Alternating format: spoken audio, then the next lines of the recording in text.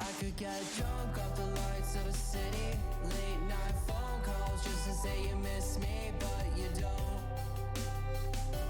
No, you don't. Drop my phone now, that shit's broken. 2 a.m. and I'm lost in Brooklyn, missing home. I know you don't.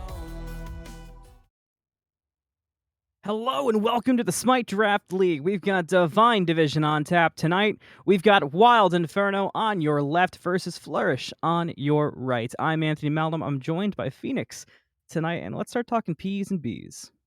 Is it Flourish on the left or yeah?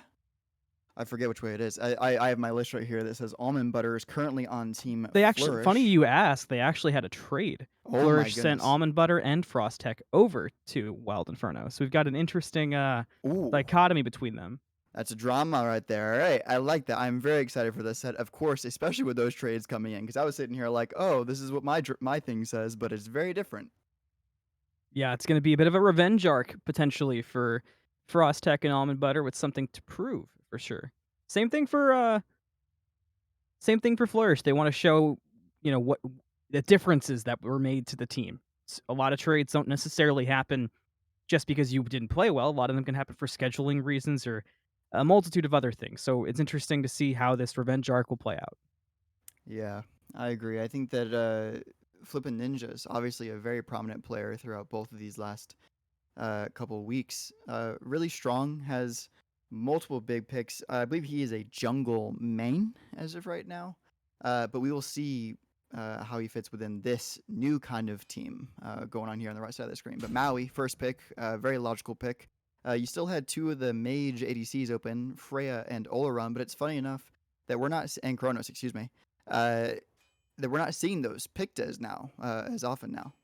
Yeah, they're definitely starting to fall off quite a bit, and that is a shocking lock-in, the Jormungandr insta-lock in response. So on the other side of that trade, the trade was actually between these two teams. So Frostech and Almond Butter went over to Wild Inferno, and in return, Flourish received Red Pepper and DeputyLucky. So very interesting to see how that plays out, and I have to assume that's a Jormungandr solo, so we'll get to see the Soul Laner in action. So remind me, this would be Dark Omen on the left. On the left is Wild Inferno, silly. Wild Inferno. Sorry, yes, Wild Inferno. So many names. You Wild silly Wild goose. There's way Inferno. too many names in this league. Wild get you Inferno flashcards. Divine. Yeah, I know. Wild Inferno Divine's on our left, and Flourish is on our right. So with Wild Inferno, I am really enjoying their draft is right now. We got a Maui, an Ishtar, and a Hubwa. Three really dominant guys in the current meta. Ishtar, especially in the ADC. With a Rama ban already coming out, Ishtar is the next best pick. I think you probably could speak a little more volumes to ADC meta as of right now. But yeah, I really like this Ishtar pick. I really like the Rama ban coming out.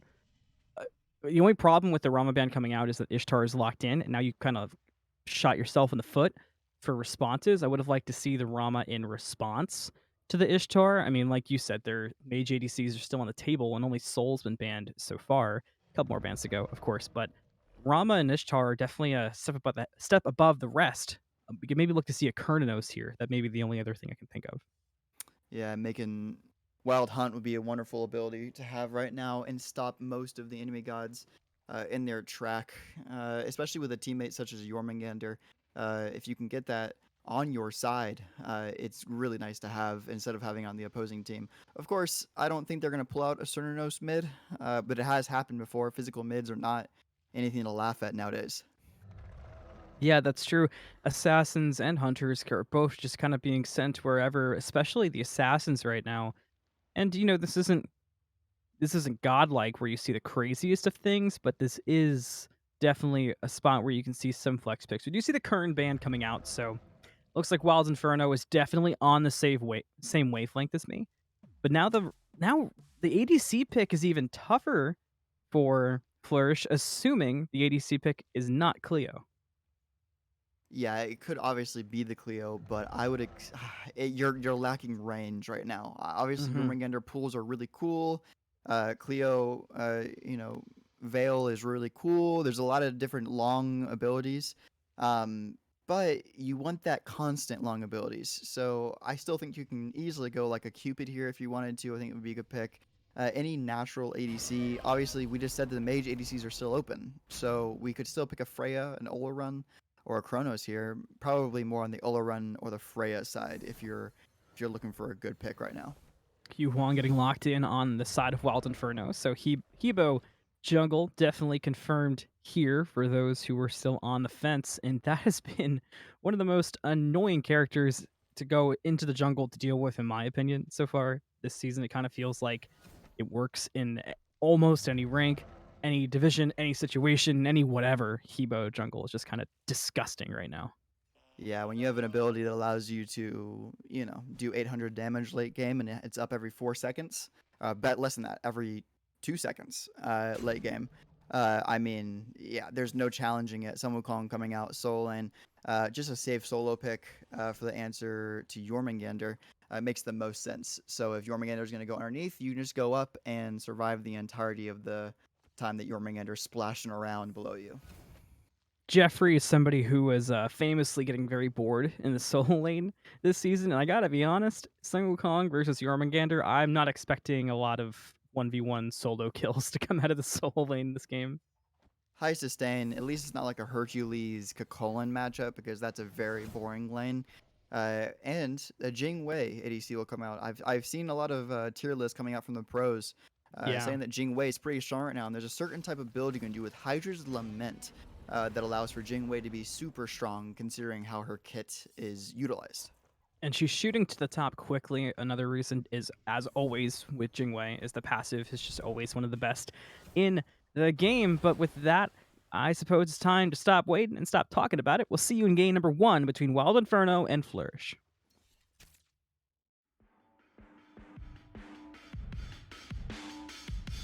I could get drunk off the lights of a city. Late night phone calls just to say you miss me, but you don't.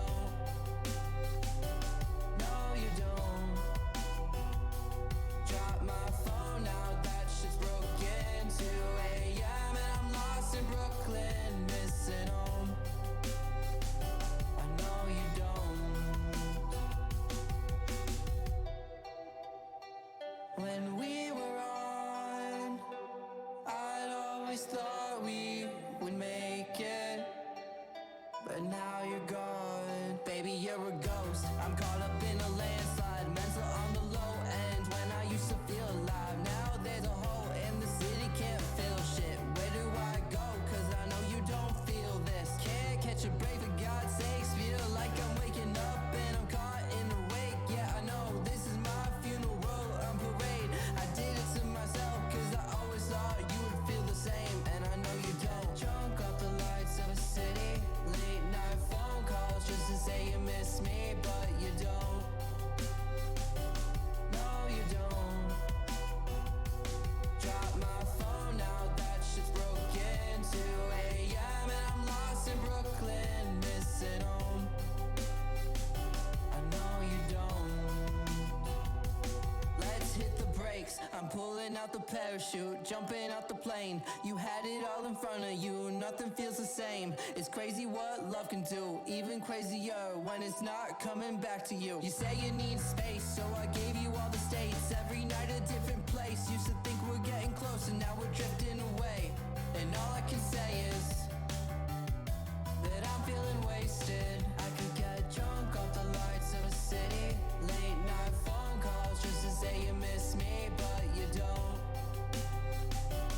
No, you don't. Drop my phone now, that shit's broken. 2 a.m. and I'm lost in Brooklyn, missing home. I know you don't.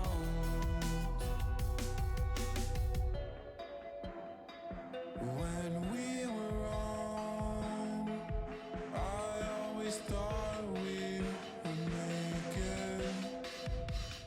Now you're gone.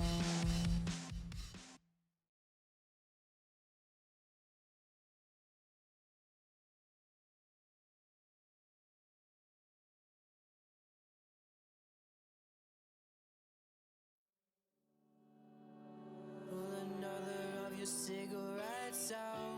Fuck, I always feel So burned out, I never smoked before I met you.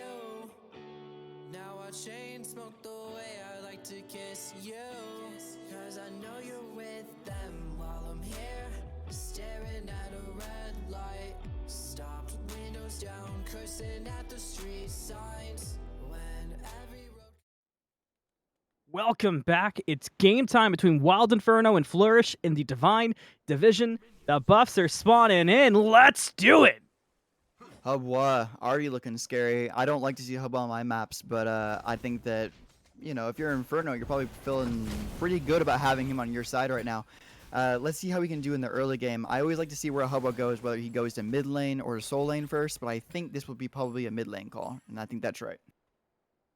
Yeah, it would have been tough to get one of those Jeffrey trademark cringe ganks on a Jormungandr. It would have been a very awkward attempt, but going to mid, as you said, dual lane, a bit of a rush. Looking at relics, nothing strikes me as too crazy to look out for. Both supports chose to go meditation, so look for sustain over there. And we've got a blink on the Cleo, so no purification beads over there. So keep those things in mind for certain. A lot of pressure coming out across the map early. They're fighting quick.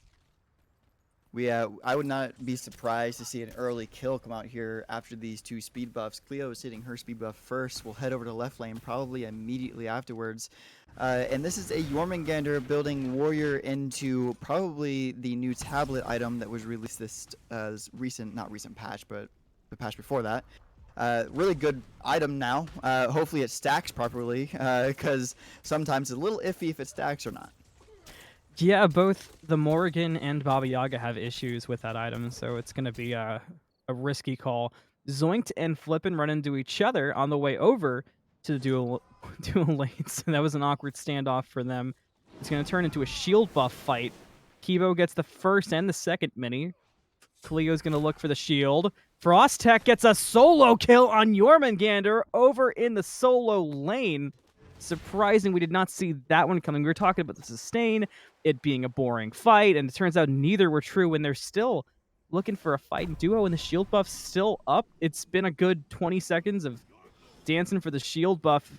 Neither side's fully contesting. This is a 3v2 right here, actually, and it looks like the wonderful Flourish will end up getting that. Hey901 did not come over to that fight, instead deciding to go ahead and clear wave in the left side of the map. I was going to talk about how long Flippin Ninja and Zoinked just stood over there and lost farm in mid and their other camps, mid camps, and actually the mid wave itself. Kind of makes you wonder, was it worth it at the end of the day to get that, 30 XP and 20 gold that the shield camp gave you? Yeah, ever since the meta became for junglers to go over there and have that fight, it does kind of feel awkward and almost like if they're not getting the kills over there, they're wasting their time, because there is so much farm on the map in those early portions of the game, so it's still something that's getting figured out. It's unfortunate we'll never get to see SPL play on this particular patch to kind of see where certain pros would have gone with it, but with the SDL meta as my reference point, it's been interesting to see it evolve as the season's been going on. Yeah, we kind of are that reference point right now. There is actually no other reference, but a blue invade coming out here from Wild Inferno, deciding to be aggressive here after losing the shield buff, and they will end up getting the purple buff. Really good steal coming out from Hey901 and almondbutter. And now when you chalk up that steal to the wave that Hey got for themselves when everybody was fighting over the shield buff, now you've got Ishtar sitting pretty a level over Jingwei, which for this early portion, these are both very aggressive ADCs that we've seen so far from their previous sets. So I expect this could turn into a pretty important advantage for the Ishtar. Yeah, the faster you can get ahead and the faster you can put yourself into a better position as an ADC, you kind of just run it down. It kind of feels like the old days in mid lane, in the previous seasons, where if you got one kill as a Vulcan, you kind of felt unstoppable. Same goes for even nowadays with Tiamat. So yes, you are correct to say that in the future, Ishtar is looking to be in a better position as of right now. Both hitting level 5 about the exact same time, though. So we'll see what happens when those 1v1 start to happen in dual lane. You mentioned old seasons, and you brought me back. You mentioned before that I tend to have a bit more ADC knowledge on the forefront of my mind, and I can't help but think about what supports used to hang out in dual lane until like level 8, level 9, sometimes even later. I don't miss that meta. whatsoever. No, yeah, like dropping like 3 purples with you type of thing. Oh Yeah. man, that was no fun. Flippin' Ninja's trying to take away Almond Butter's good time, hanging out in the duo lane, but cannot find the opening. Wild Inferno was playing plenty far back. We will see the junglers potentially run into each other. I know Cleo's just going to go the other way. Very calm start to this game. Just the one kill, which was the solo in the solo lane, which is quickly becoming a theme across all the divisions where they kind of take the early game and they're really starting to focus on farm and less on fighting. Yeah, I was listening to some of the comms recently in one of these games and was just sitting in on some of them and was like, wow, it seems like the communication here is a lot better than I expected it to be, and they're starting to get a lot better at communicating with each other. And you're just talking about how it's about team fights and about the team ability and stuff like that. I mean, it's only week 3, and it feels. I mean, I know it's a very short season in all reality, but it is very much so still the beginning. Once the trade back from DeputyLucky will kill. I don't know how they're doing it. I don't know either. I said a boring lane, but they're not making it boring whatsoever. If you wonder why we keep missing it, because it's not supposed to happen. These guys are supposed to be AFK for the next 15, 20 minutes, doing their own thing, maybe putting on an episode of like Friends or something. You know, like. Yeah, for sure. I'm actually, funny enough, my fiance is watching right now as Friends on the couch, so really good. You read through my screen. That's what I'm talking about. The solo mains. Yeah, that's what it is. She is not playing Smite though, sadly, right now. That would be pre-PogChamp. She was though. Imagine watching Friends and playing a solo game of Smite would be like, oh wow. Anyways, to say that is that the communication has been upgraded a lot since week 1. I remember you and I casted a game in week 1, and we said, man, there's a lot of misaligning, on the calls here. And this is the Divine division, which is technically our lowest division in SDL.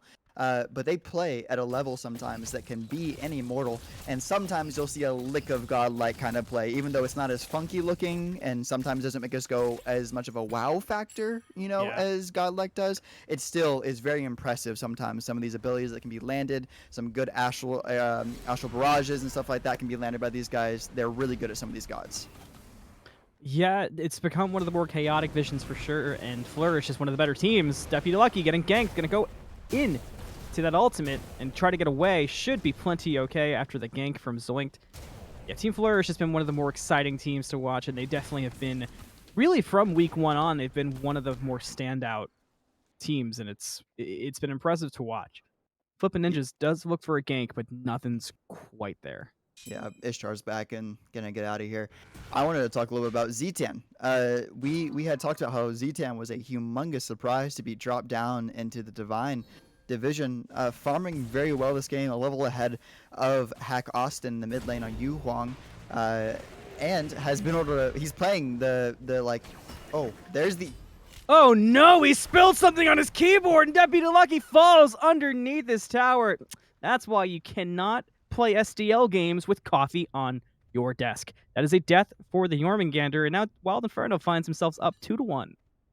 Yeah, that was a really bad look for Lucky right there. I mean, if you did not have that coffee or that monster or whatever drink it was right next to your table, right in between your keyboard, all 3 of them were right there, I bet you money, and knocked him over right onto his keyboard. You can't be doing that. You went AFK. 3 people are right there ready to kill you. Punished. Really well done by Wild Inferno to get that kill. Clean indeed. So, as we're pulling up onto everybody started to get into level 10 area, we're not too far away from second relic, so I'll stop myself for a moment as Frostech did spot out the gank from Flippin' Ninjas, but the Cleo should be plenty safe. Can the same be said in mid lane? HackAustin very low, but ZTan doesn't have an opening. What do you expect as we head into the mid or later portions of this game? The mid and late portions of this game to see from both teams? What's really going to be the thing that breaks this game open, you think? Funny enough, I'm going to say it's going to be 2 of the unusual ultimates, but if you can land a humongous, the humongous pillar from Ganesha or humongous landfall from Maui, that's what starts these fights, and their abilities are very big abilities, especially with Pepper. Her ability to put down Darmanic pillars and then walk away and possibly create 4 kills for her entire team. That would be awesome. Yeah, absolutely. I'm also looking at this Jormungandr late game. just like you, in seeing what can be done with the World Serpent. It's going to be a huge point of contest. Voltcha gets away plenty safe. One of the perks of Jingwei is your survivability. Voltcha showing on a full display here. Counter rotation comes out from Flippin' Ninjas, but just once again, just a bit too slow to get over there to really make anything happen. And yeah, they can't chase that so far. Maybe look for a purple engage, but it's going to be close. DeputyLucky looking to pressure the blue buff, but Frostech wisely brought it all the way back into the lava pit on the right side of the map and will secure it plenty easy. Zoinked finds himself in a really bad position, but is able to walk away thanks to 2 teammates being right there. Well done by Inferno, being able to pull out a friend. But another thing is these Gold Furies. These Gold Fury fights are the big thing. We know that objectives are always a big dance for Immortal and Divine level players. Instead of going in immediately and fighting, they like to do a little bit of a jiggy, you know, a little bit of a on the right in front of the Gold Fury. Maybe a little tango, whatever word you want to use for what your favorite types of dance is.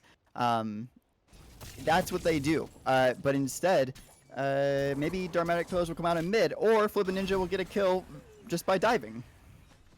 They were hanging out a long time. I was wondering if they were ever going to make the dive worth it, and Flourish finally finds a kill. Just 1 kill, though, and it's like we talked about early in the game. You spend too much time hunting for farm like that and hunting for kills, you're going to miss out on a lot of stuff across the map. Landfall onto almost called Red Pepper, Dr. Pepper, and now she's getting body blocked. The elephant's just getting slammed on. ZTan's rotating to try to get the elephant out of there. Gonna be in time. The tornado will create the space needed to save Red Pepper's life, not Dr. Pepper, and the elephant gets away. I love Dr. Pepper as well. One of my favorite soft drinks. Probably It's a nightmare name if you're dyslexic, by the way. Oh, 100%. Yeah, I don't know what's going on with it. I look to the right side of the screen and you say X Red Pepper X1. It's like a very much so Xbox gamer tag style, right? I know when I was younger. They're camping shoddy on Halo 2. 100%, 100%. Or cursing someone out in a lobby in COD, for sure. DeputyLucky getting pressured behind Tier 2. Frostech going to use that sustain, and nobody's on the way yet to punish Frostech for it. So going to be a pretty easy-peasy proxy for Frostech if they so choose. They've even got a gank coming from Zoinked on a DeputyLucky who's just trying to back and isn't allowed to. Has to go into World Serpent, gets it off just in time. We'll have to dance around the tower for safety, and there's still no rotations. They're going to put pressure on the dual lane side of the map instead. They're still going to look for the kill under tower on the right, on the left. We got Hey 901 getting pushed out. There's a blink from Flippin' Ninjas looking for Hey. Frostech finally cleaned up the kill on DeputyLucky in the solo lane, and that should open up the Gold Fury for Flourish. Yes, this is a really smart call by Flourish. I was immediately, when they were going over there, I was pointing. I was like, go to the Gold Fury. Don't worry about the Ishtar. The Ishtar is not really that big of a deal. But getting the Ishtar ultimate was a great way to, make sure that there was no secure on the side of Wild Inferno. And Wild Inferno will answer by getting this Pyromancer, almost dying his almond butter. But Maui is a very strong person, so no death there. Zoinked finds himself in a good position with Book of Thoth already at 50 stacks, as well as going into Boomer's dagger, Boomer's spear possibly. Yeah, like you said, it ended up being way closer than it should have been. If the Maui had to let go of the leash, if the leash had been let go of wrong, ZTan may have looked for a steal. But Wild Inferno does secure the Pyromancer, and all that, it feels like we just watched so much action. We're only separated by 1 kill and 1k gold, so kind of a weird turn of events. Hey getting very poked up by Voltcha, who isn't looking to press the advantage because of the 1 archer minion. Could have maybe looked for a bit of a fight there, but chooses not to and chooses to wait for the next wave instead. I like the builds coming out of both of these ADCs. We have a Rage coming out of Hey 901, and we have the old Wind Demon, now known as, what is it called now? Demon Blade. Demon Blade, that's correct. You and KingFsher. I like the old names, man, but Zoinked finds himself in the left lane ready for a Voltcha kill, but Voltcha will go ahead and dash away. Jingwei being safe once again. Almond Butter's trying to get in there, going to be able to landfall and pull into HackAustin and Hey, who are both waiting. Voltcha does manage to get away, though, somehow. ZTan over the wall, hits 2 and knocks them up, and now put Almond Butter in the tower, and we got a Ganesh kill at 14 minutes. One of my favorite things. Red Pepper's not going to last too long. She does get killed under the tower by Zoinked. Flippin' Ninja's on the rotation. Will Flippin' catch somebody this time? No, Flippin' will not. may be able to look to get some poke on HackAustin. Going to use Pierce the Veil, and nothing more than that. So Flippin' Ninja is going to remain a king for a day for now. Zoinked had a great rotation there. That was a immediate appearance right when he needed to be there. But Flippin' Ninjas, if Cleodana was there a bit earlier, I feel like that fight would have gone a little bit different on the side of Flourish. But instead, obviously a free kill for a Ganesha, very rare. 1-in-1 Ganesha, probably the only kill that Red Pepper will get this entire game. But she's probably pretty happy about it right now. I'm excited for Steve doing the stats in the premium side of Discord too, because now we got a Ganesh kill in our stats. That's gonna look great. Hey 901 runs into Cleo, does have the backup of Almond Butter and HackAustin here. Voltcha is pretty far behind, and Zoinked is rotating. ZTan once again on the rotation from the side. Does not have Spirit of the Nine Winds up yet, but Wild Inferno is gonna play it safe. And we've got a 4-on-4 in the duo lane with no Primal Fury up. So they want blood. They want this tier 1 tower. Zoink's trying to keep Red Pepper away. 3 just still hanging out under tier 1 tower. Flourish starting to walk away, going to take the purple invade. There's not much more open than that. I'm surprised they're still going for it. Landfall does not bring in Voltcha. The wall saves Voltcha. Spirit of Nine Winds comes out, finds nobody home, but ZTan finds a kill on Almond Butter regardless. Voltcha gets one onto the Ishtar. HackAustin falling low. The 4-man rotation's working out, and they're sending Yuang to the grave next. Voltcha's got a double kill. The only survivor was Zoinked and has no health to speak of. Still maybe looking to play this aggressive, which I'm not sure I'm huge on here. Might be able to look for something. Does not have that blink online yet. Does find Flippin' Ninjas, but the water spout water cannon combo was not enough to get the kill, and now Zoinked has to walk away. I almost wish Zoinked had waited for the blink to come up. Yeah, that would have been really nice. I want to talk about a little bit about that fight. Flourish obviously had the great opportunity there to get 3 or 4 kills, and that's exactly what they did. Wild Inferno, standing up for tier 1 with 400 health and no Bastion standing was a very questionable decision. I was just because they gave them the exit. That being, Flourish gave Wild Inferno the exit because they went for purple buff. I think Wild Inferno should have said, all right, we got 3 people that are all like 500 health. We should probably dip. We probably should get out of here. But instead, they stayed under that T1 and get punished for it because then they get the purple buff, heal up a little bit, and then are able to go back in. And with ZTan on the Khan, goodness gracious, it is not easy to fight. But here we go, another fight coming out. HackAustin got poked out really quick and has to back up. The Dragons aren't going to do too much work. Flourish not looking to fully commit to this. They've had enough of chasing to the towers for for one time span. And Flourish will back up and look to maybe start pressuring out a different side. Zoink's waiting around the corner, but noticeably low on mana. We'll see that effects of Red Pepper may be caught out. ZTan trying to help out with that. Landfall brings in Voltcha, who was just wandering around on the side. But good damage comes out onto Almond Butter, and Wild Inferno finds himself on the retreat again. Dharmic Pillars comes out, does some good poke to Hack and Almond Butter. And we've got a scene we've seen time and time again. They're under the tier 1 tower. This time they go in. Spirit of the Nine Winds goes and hits Hay. Flippin' Ninjas cleaned up Almond Butter through the wall, piercing the veils, doing good poke onto Zoinked. And Wild Inferno, learning the lessons from last time, find themselves on the retreat. An easy Primal Fury for Team Flourish. Flourish have found themselves in the last 2 fights in just better positions. And that positioning is winning them these team fights. Frostech is healing a ton from Soul Eater, but it doesn't really matter because over here on the other side of the map, Flourish will indeed secure the Primal Fury. I was going to talk a little bit about the ranges between the different laners right now. World Serpent goes underneath again by the tiniest bit of health, looking to go in a little bit this time. Probably will try to get out right now. Yeah. We have a 2-level lead, a 3-level lead coming from ZTan in mid. Well, HackAustin's level 14. He is level 17 on the Cuckoo. So how do you come back from that type of mid lead? Because HackAustin is going to have a hard time finding farm right now with his team being so far behind as well. Yeah, I definitely agree. Pyromancer's going to get pulled by Flourish, looking to further that lead. They're playing it lightly and carefully. Spirit of Nine Winds would secure the Pyromancer. Flourish does get the Pyromancer. Landfall only brought in Red Pepper, but she'll be fine to walk away. And Wild Inferno finds themselves kind of in an awkward spot. Yet again, it feels like they can't find the perfect opening at any given moment in a fight. Yeah, Flourish is creating these fights and then handling them from there on, basically. And Zoinked is not online as of right now. I was talking about, you asked me about the mid game and what we were worried about. I told you about the support ultimates, because Crushing Wave right now, I mean, not as scary as it should be. It feels like it should be really scary, obviously, as a mid laner or anyone else. But until like a humongous either Riot Hootie, Soul Reaver, you know, those big scaling items, either a penetration item, Spirit Distillation, those types of items come out at the end game, level 20, Zoinked is not going to be doing as much with Water Spout or Water Cannon.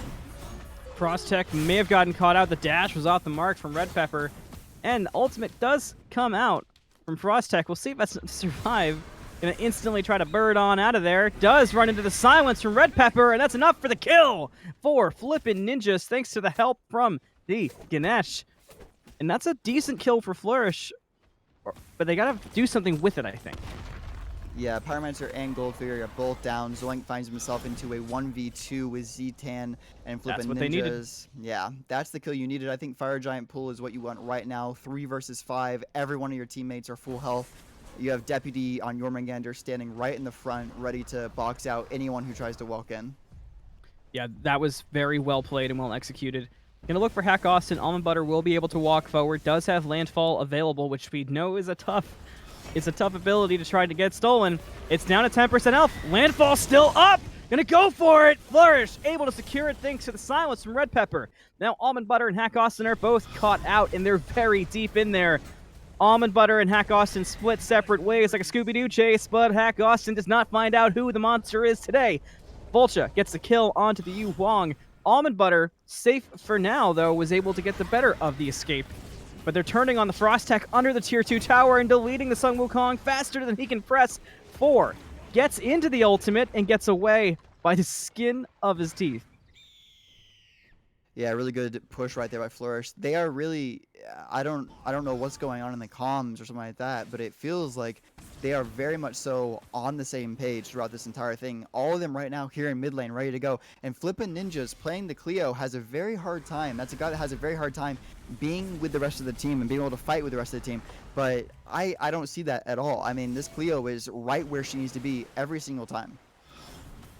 Yeah, earlier on we were harping on Flippin' Ninjas for being late on the rotations, but all that's out the window now because now the Cleo is putting in the work. Damage charts tell you all you need to know in that regard. Frostech getting poked out. We'll have to back up a bit and look at DeputyLucky going around the back. Yes, Dramatic Pillars will come out, and Frostech finds himself in a very rough position, almost about to go down, but it ends up doing big 2-man ultimate coming out from Landfall. Will land onto Ganesha and Flippin' Ninjas. Voltcha in the back will get the kill onto Almondbutter. Blade's Retribution came out, but did not find a home. Zoinked is in the back, uses Crushing Wave on Voltcha, but Voltcha's able to get away. Now Red Pepper's trying to separate Zoinked from being able to retreat, but there's nobody there to clean the kill, aside from DeputyLucky, who goes wide right. There's the blink, and DeputyLucky's got to go the other way. So Wild Inferno, with a very nice defense, saves the Fenix. They lose 2 members, but they did save the Fenix there, which is no easy task against 5 members with FG. Yeah, 20 minutes into the game, 21 minutes in the game was that Fenix push. You're lucky. You're lucky to not be losing Phoenixes, though. That's the thing you got to say, is that the fact that you didn't lose Phoenixes kind of speaks to the sadness that is on the side of Wild Inferno right now. The rough patch they're going to have to go through here. Because you and I are both saying, wow, they defended a Phoenix. But at 20 minutes into the game, that's not what you want to be saying. Yeah, that is a fair point, isn't it? Yeah. Hey, 901 is able to secure this Gold Fury, it seems. So a small victory for Wild Inferno, but that's getting them back into the game in terms of gold. Now under 10k. That's not what you needed, though. Zoinked does get picked off in the mid lane by DeputyLucky and company. Flippin' Ninja's falling down low, the Frostech. Surviving for now, because you can't really burst Flippin' down too easy as long as threshold is not met. Frostech has to use ultimate again to try to survive. Frostech cannot catch a break on this Sun Wukong. Blade's Retribution comes out, but doesn't find too big of a home. And Flourish seems like they may have found an opening. Spirit of 9 Winds comes out and is going to connect onto Almondbutter, who walked right back into it, didn't see which way it was coming from, and Almondbutter falls down. Dark Pillars on the Phoenix are enough for Hey 901 to back away, but Flourish has to get the Fenix, and they're not doing too much damage yet, but it looks like Wild Inferno has decided to concede the Fenix, and that is going to be one in the pocket for Flourish as they're going to head towards the Tier 2 tower. Yeah, we didn't see it, but Flourish threw down a runic bomb right on the left-hand side of the middle Fenix, which for sure helps them there. I don't know why it felt like they were doing no damage. It felt like that Fenix was going down very slowly. I was like, oh, goodness. And I spoke before this game about a Jingwei secret build with Hydrazone Mint, and I believe Fail Not is the other item in that build. Instead, we go... Yeah. This is a more generic build. This is Kin size along with the wonderful, say it for me one more time, Demon Blade. Demon Blade, you got it. Ew, bang, got it. World Serpent will come out, and a fight is totally going on right now. Speaking of bang, Spirit 9 wins, missed, and look at the bang coming out from Hey 901, finds a kill and a red pepper, Flippin' Ninjas on the rotation, cleans up HackAustin, and Hey gets a double kill. Hey falls down, Flippin' Ninjas falls down. It's a 2 for 2. What is Deputy doing in mid? Just Deputy was, I believe, 1v2ing in mid against Zoinked and Frostech.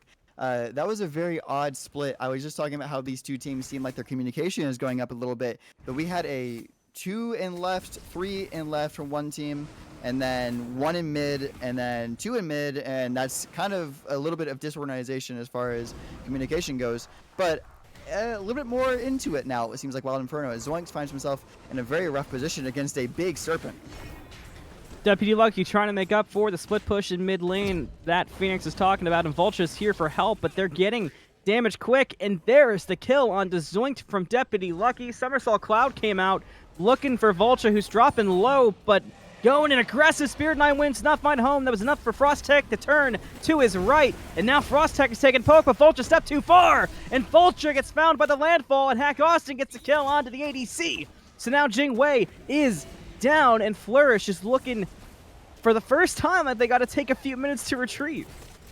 Yeah, they should have been doing this a long while back. ZTan getting caught here by the big Dragon Master himself, HackAustin on the Yu Huang.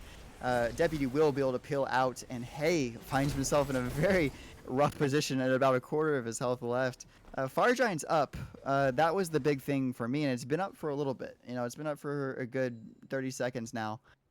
Maybe we retreat after getting the middle Fenix and not try to look for more fights for Flourish, because there's a lot of farm on the map and a lot of things you can be doing instead of looking for, you know, 30 gold kills onto people that are currently, you know, 0-5 Maui. Not that great. You know, a 1-3 Yu Huang is not going to be much more gold than a red buff nowadays. It does feel like Flourish has been really chasing out some type of deicide. They just want to end the game, but if you do that too much, you'll find yourself at a really awkward position that things could turn on you really quickly. So we'll have to see if Flourish tightens it up. Maybe they're trying to bait out the EFG at this point and play off that, but we'll see if Wild Inferno hands them something, as Hay's been very poked out, and Frostech is in a really bad spot if they were to get poked out and caught out. They all get away for the time being, but that should be the opening for Flourish. And it looks like they're not going to wait for EFG. They want the Fire Giant now. Yeah, don't wait for EFG. If you wait for EFG, you take the chance that the enemy team takes that, and then it's basically a turn of the game, because EFG is much different than Fire Giant as far as team fights go, especially as far as sieging goes. So, and obviously Fire Giant's going to be up in the next 2.5 minutes, 3 minutes now, because that's how long Fire Giant lasts. So expect that the next EFG will be the game ender, but also this Fire Giant, if it's a 4-man wipe on the side of Flourish killing Wild Inferno, you can call that a game at this point, because Flippin' Ninjas is full build, full bluestone, everything is online. Jormungandr is here and ready to fight, and the entirety of that team is just ready to probably blow up a Titan if they need to, especially with Spirit of the Nine wins. Yeah, I think you send in Flippin' Ninjas to try to take a pick on HackAustin. If that new Huang falls, you basically win the game, because that's been, for the last few fights, that's been the only defense for Wild Inferno. I mean, Zoinked is doing damage, the Ishtar is starting to do some good damage, but they're not putting in the same kind of numbers as easily as HackAustin. So get rid of that Yu Huang and you have your opening. Hubwa is currently a full item behind onto Flippin' Ninja, so this is a great opportunity for Flippin' Ninja to show some of Cleo's abilities on his pick here. We'll see if the opening is there. Cleo's looking for it. finds HackAustin already down to half health and getting poked out. DeputyLucky's going to go all the way in for HackAustin. Does get separated while in World Serpent. Landfall brings in two. They're on the Fenix, and they're dropping quick on the side of Wild Inferno. Spirit Eye wins, splits the middle, but ZTan finds the kill on HackAustin anyway. There goes the Yu Hong. Will the rest collapse after double kill for ZTan? Ninjas kill Zoinked. Hey gets one kill on DeputyLucky, who was very deep, borderline in the throne room. But now it's a 4v2, and Flourish has everything they need on their side. Frostech goes in, gets poked out immediately, and falls down the Voltcha. Now it's all up to Hay, and I don't like Hay's chances here. Hay's going to give it all they've got on the defense here, but they're going to get deleted instantaneously. It's a D-side and a Game 1 victory for Divine Flourish. We'll be right back on the desk and talk about what went wrong if you are Wild Inferno.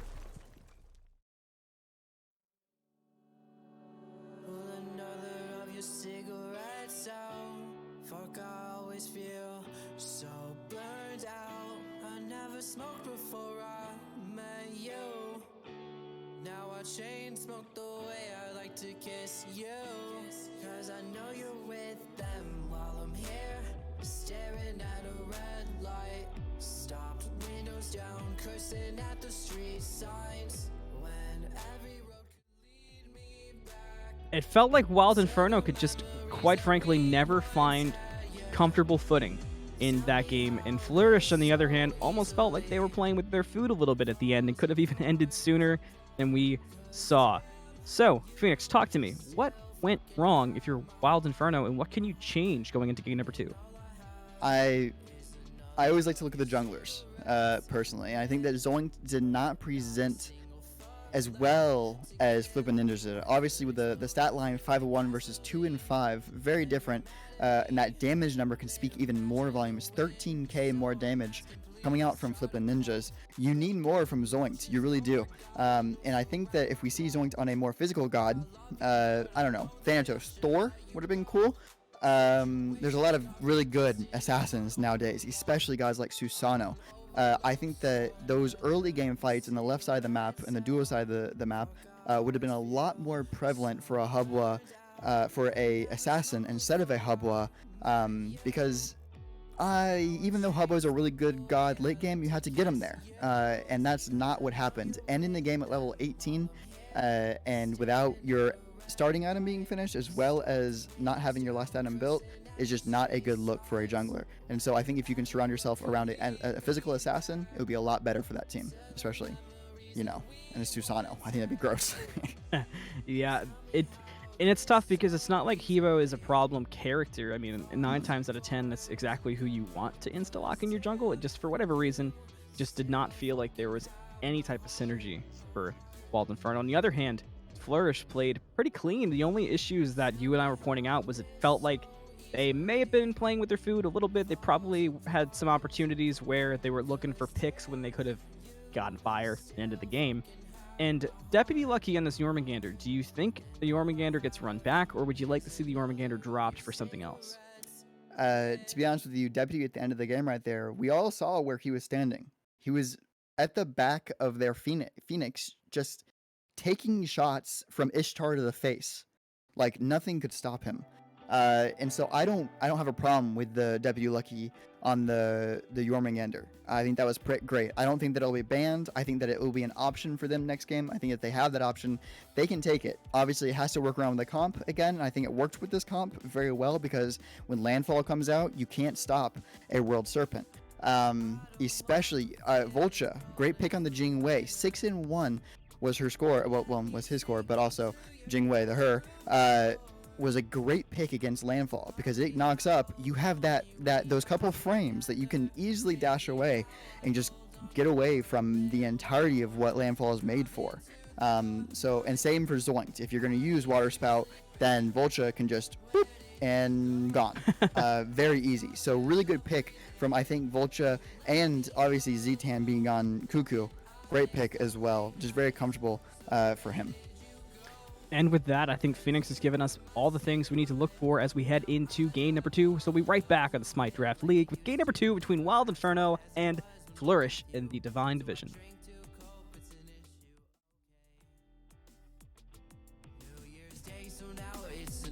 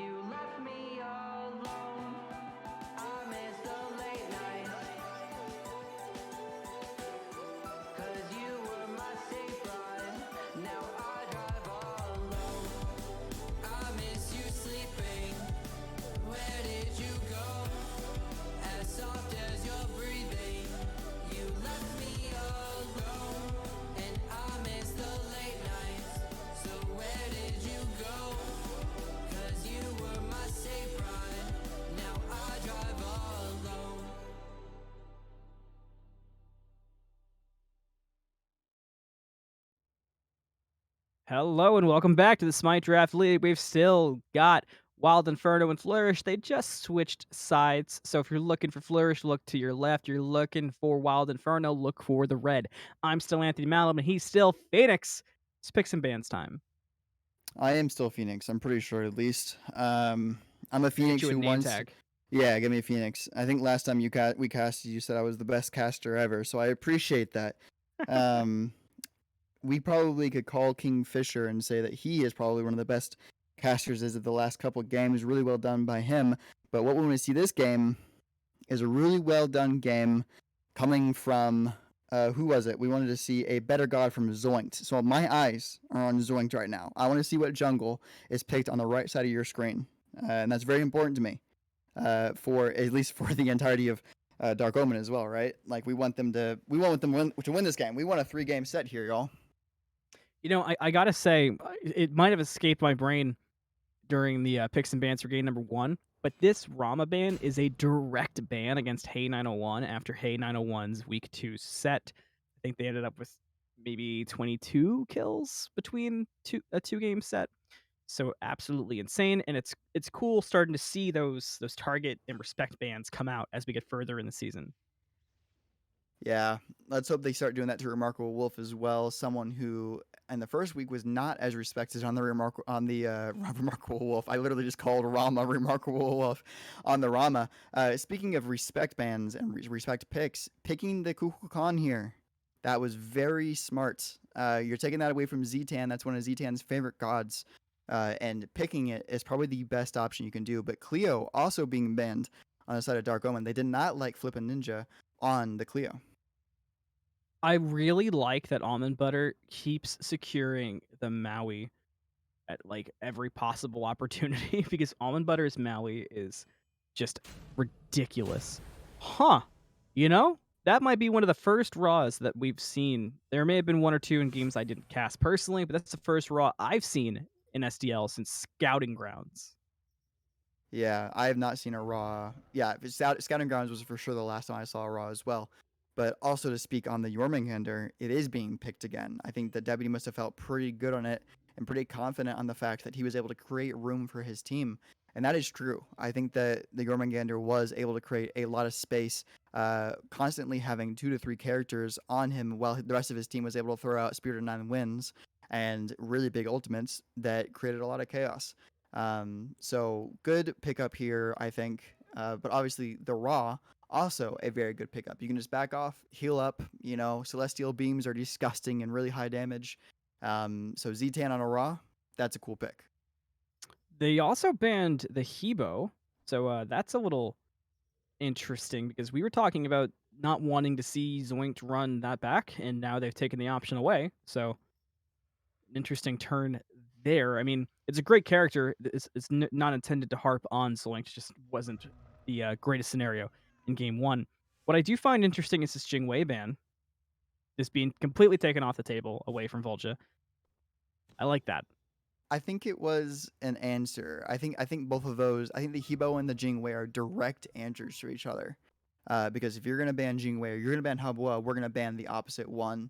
Very much so respect. Obviously, the Ganesha might also be a respects ban here, but instead Yamoja will come out for Red Pepper. I really liked her Ganesha last game. I think it was really good. Created a lot of space, like I was just talking about. I think that both the Soul Inner and the support on the side of was it Flourish were able to create a lot of room for the carries just to do what they need to do. And this is a literal switch here because now Ishtar will go to Voltcha instead of going to it was Hey 901. So Yeah, different kind of picks. they definitely kind of make it switched up. I was gonna say they kind of chokeholded Voltcha into the Ishtar, but now we're seeing some other options hovered. So I'll wait on that point to see what gets locked in. The set could also be interesting, but I'm not hedging my bets on anything that's being hovered. I've learned my lesson from enough casting not to count on hovers. I think you just go back and pick the Ishtar here, in my opinion. I agree. Yeah, I think it's your best pick. Yamoja Ishtar is pretty gross. I think that Chernobog's fine as well. I think any regular ADC, as long as it's not a set, I think you'll be in a better position. But Mercury, I was going to speak on that real quick. I said I wanted to make sure to pinpoint that we had a physical jungler, and Mercury is literally the definition of a physical jungler. Punches people in the face all the time. That's what he's made for. And walking really fast. That's the other thing he's made for. And delivering your mail really fast if you're a Mercury fan. If you're an LDG fish fan, it's a pentakill god. Yeah, there you go. And obviously, Fish has a lot of guys. His Susano is disgusting as well. But switch that to a Zoinked Mercury now, not an LG Fish. We'll see what he can do on this. I think that it'll be a lot better than a Hubwa was. And obviously, he can't play Hubwa this game since it was banned. But Mercury, good pick in my opinion. Chernobog does get locked in. What I was going to say was that you were kind of forced into Ishtar, but Chernobog is a character that a lot of people are considering very underrated and undervalued and overperforming in some aspects, and kind of being overlooked. Falls in the Hou Yi department, the ultimate, while being one of the more difficult global ultimates to use perfectly, it's still a global ultimate. So it definitely has its strengths. The laning phase is strong, and I like the pickup. And oh, the Hades lock in. We're getting year 10 spicy. I'll let you talk about the Hades pick a bit, as you are more familiar with solo than I. Yeah, so Hades solo, not only one of the most prominent picks for the higher level players right now. Weirdly enough, I don't usually say that because Hades is like usually like the low level, like level 1. I'm gonna play a cool god, and that god looks cool with the cloak on. So when you have gods, literally gods like Haddix and Final K playing Hades, it makes you want to question it. He's probably going to go Tainted Steel here. If he does not go Tainted Steel, it would be very questionable, especially going up against ZTan Raw.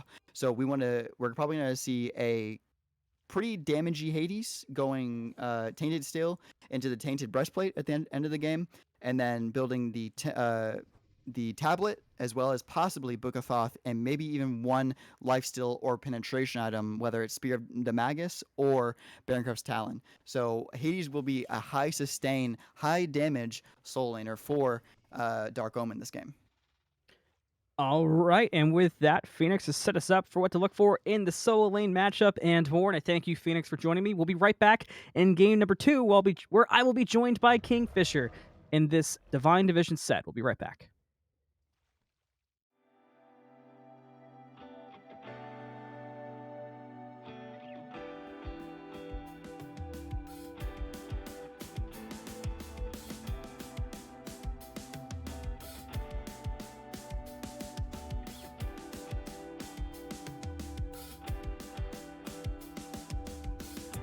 I don't wanna feel as cold as the winter.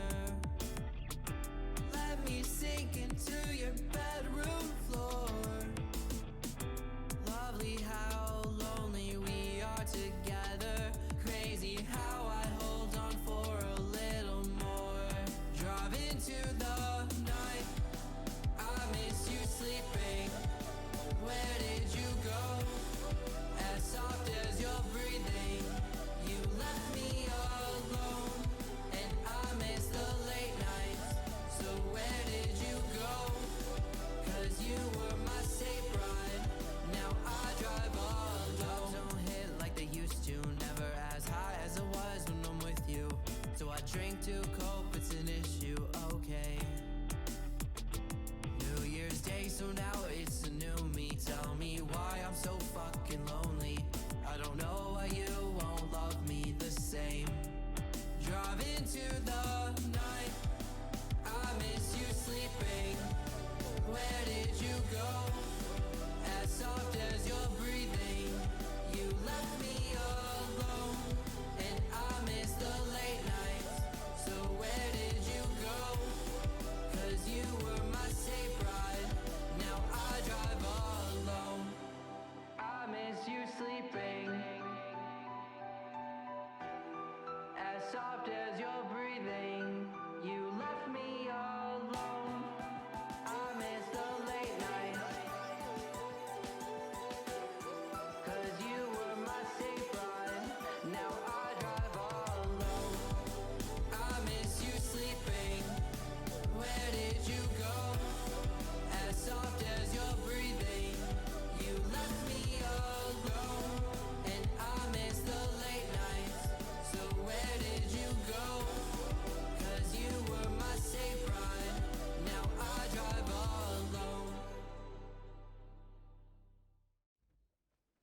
Hello and welcome to Game 2 between Flourish and Wild Inferno. I'm Anthony Malum, he's KingFsher. Let's do it!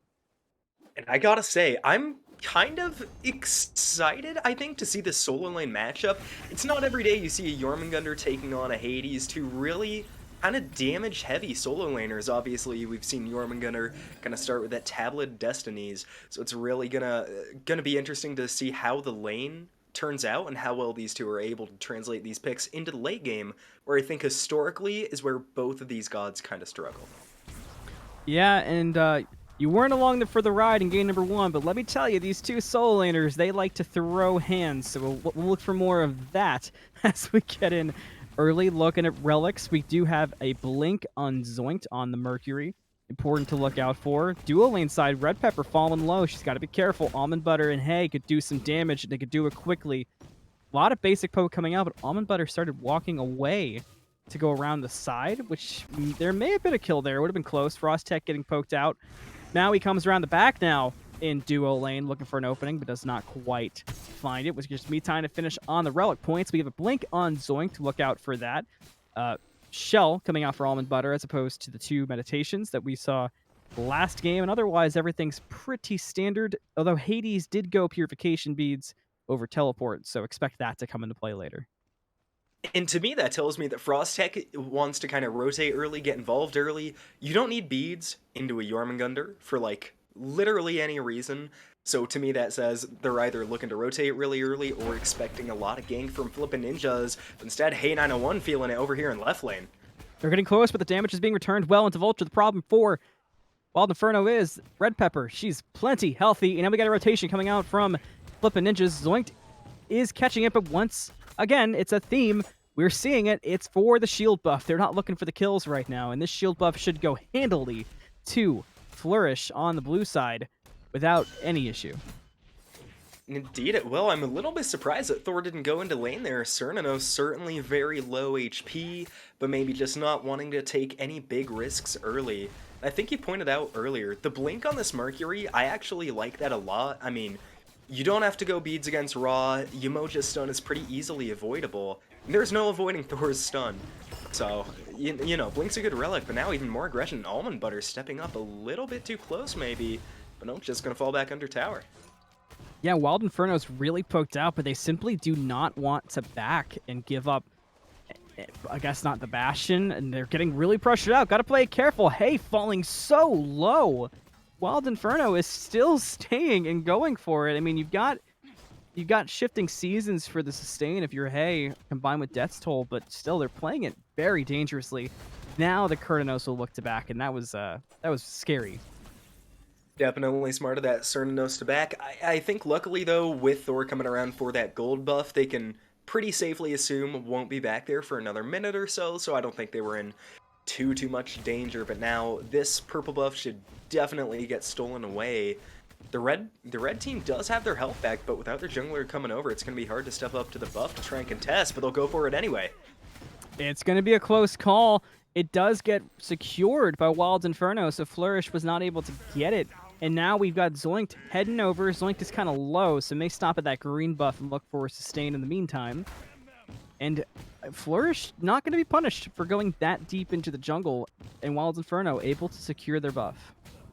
And I'd really like to see this Thor get a little bit more aggressive onto the side lanes. I mean, for pretty much the whole 3.5 minutes, this Flourish duo lane has been pushed up to the enemy tower early in the game, and still we see Jormungandr over in the right lane getting a lot of pressure. But this is Thor kind of just farming a little bit, not a bad strategy, but now duo lane might be getting farm Voltcha into the wall. Can't get away from the Cernino, so oh no! It's an Elder Harpy solo on Zoinked. We'll call it a map First Blood. Will real First Blood go the way of Wild Inferno? No, it will not. Voltcha gets away in plenty of time, but guess what? Zoinked died to a Harpy, so now Thor's got an opening, and Thor is level 5. We've got an Anvil of Dawn coming out and landing down, doing damage onto Hay, and the real First Blood goes to Flourish. Looking for 2, but Almond Butter should be tanky enough to get away. That is, those Harpies do damage. I'll give Zoinked that, but that is a really tough death. not what you want to see. Maybe he was just trying to steal the First Blood bounty away in case the duo lane died. Doesn't work like that, though, and now that first blood bounty will go over to Flippin' Ninjas, which combined with that death, setting the Mercury a little back, should give him a nice little lead, but Merc does have the Golden Blade finish, so maybe a little bit of spike over this Thor, who's rotating over. Low on mana, though. I don't know if Flippin can take a fight without the Rara Umoja there, and indeed just going to go around the wall. Well, listen, Zoinked had a point about Zoinked had a bone to pick with the Harpies fish, and he went over and he got him, secures them all despite the hammer through the wall. And I feel that I can't remember the last time I died. I'm jinxing it now to a Harpy, but it hurts. It feels real bad. Manticores feel really bad too. River's Rebuke into the Celestial Beam and does hit HackAustin, but not enough damage for the kill quite yet. But if ZTan's hidden those now, we saw Spirit of the Nine Winds hitting a lot in the game number 1. So if you're a Flourish fan, watch for those Celestial Beam, or excuse me, those Searing Pains to be on point here in game number 2. It's something to keep your eye on for sure. I mean, the number 1 pick of Divine Division, probably not going to miss too much. That being said, odd combo of Volt in the mid lane. I don't know if they thought they could have caught the Maui out a little bit more, or whatever the reason, but I don't think they're going to be punished for lacking those relics at all. And if we talk about the solo lane for a second, it's not a Tainted Steel start from the Jormungandr. I'd really expect them to take that starter. You know, it's got some innate anti-heal, which, let's face it, you're going to need against a Hades. You know the Frostech is going to be building full damage. Yeah, I think the worst thing you can do against a Hades in the solo lane matchup is kind of underestimate the Hades and assume you can handle it. I think as soon as you make that mistake is when Hades solo gets really dangerous to go against. So I'm not gigantic on that choice. I'm right there with you. Flippin' Ninja's very deep in Wild Inferno's jungle. Gonna look for a pick onto Zoinked. Goes in, Berserker falls up, but I don't like Ninja's positioning here. Does have to go up into the anvil. Takes a lot of damage, trying to buy time for the team to get over there, and they're on the way. Voltcha is here, but the beautiful sonic boom to escape the slam down from the anvil. We'll see if Flourish can bring this back. Spirit of the Nine wins over the wall, finds nobody. Almondbutter jumps over with Solar Swing, and Flippin' Ninja gets picked up by Frostech, gets credit for the kill. Searing Pain doesn't find a home, and that fight turned for Flourish. They played it so aggressive, but they just could not make anything happen. Unfortunate for Flourish, to say the least. Not too sure why Flippin' Ninjas went back down, had a nice ultimate down, able to find some good poke. Probably should have let Red Pepper lead the charge-o, but regardless, only 1 death, and with Thor already picking up that first blood bounty, shouldn't really hurt Flippin' a ton on the back end, so I definitely wouldn't expect this to set them back. Might get another kill here. No, Cernino's going to start to back. That Thor is still not there. And I think we were talking earlier about wanting the anti-heal on the Yorm. To be fair, though, Jormungandr builds pretty hybrid, even in this meta, as Red Pepper gets taken off the map in mid lane. Yeah, she's gone. That was very sneaky, but a big pickup for HackAustin, getting further ahead on this Kukulkan. Flippin' Ninja's caught out. Is in the Fisherman's Hook and dies to Zoinked. ZTan could only watch him wave. And that is a great heads-up play by Almondbutter to get that hook off, just refuse Thor being able to teleport out of there. Really good micro play from the Maui.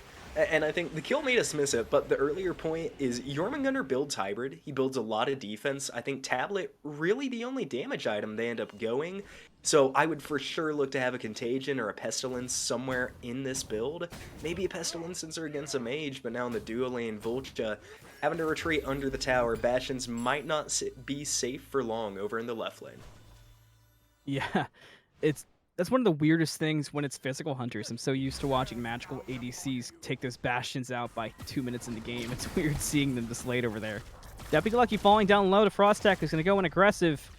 Well, we should see World Serpent if needed, but Zoinked has Sonic Boom charged already, but Anvil of Dawn's also up in the sky.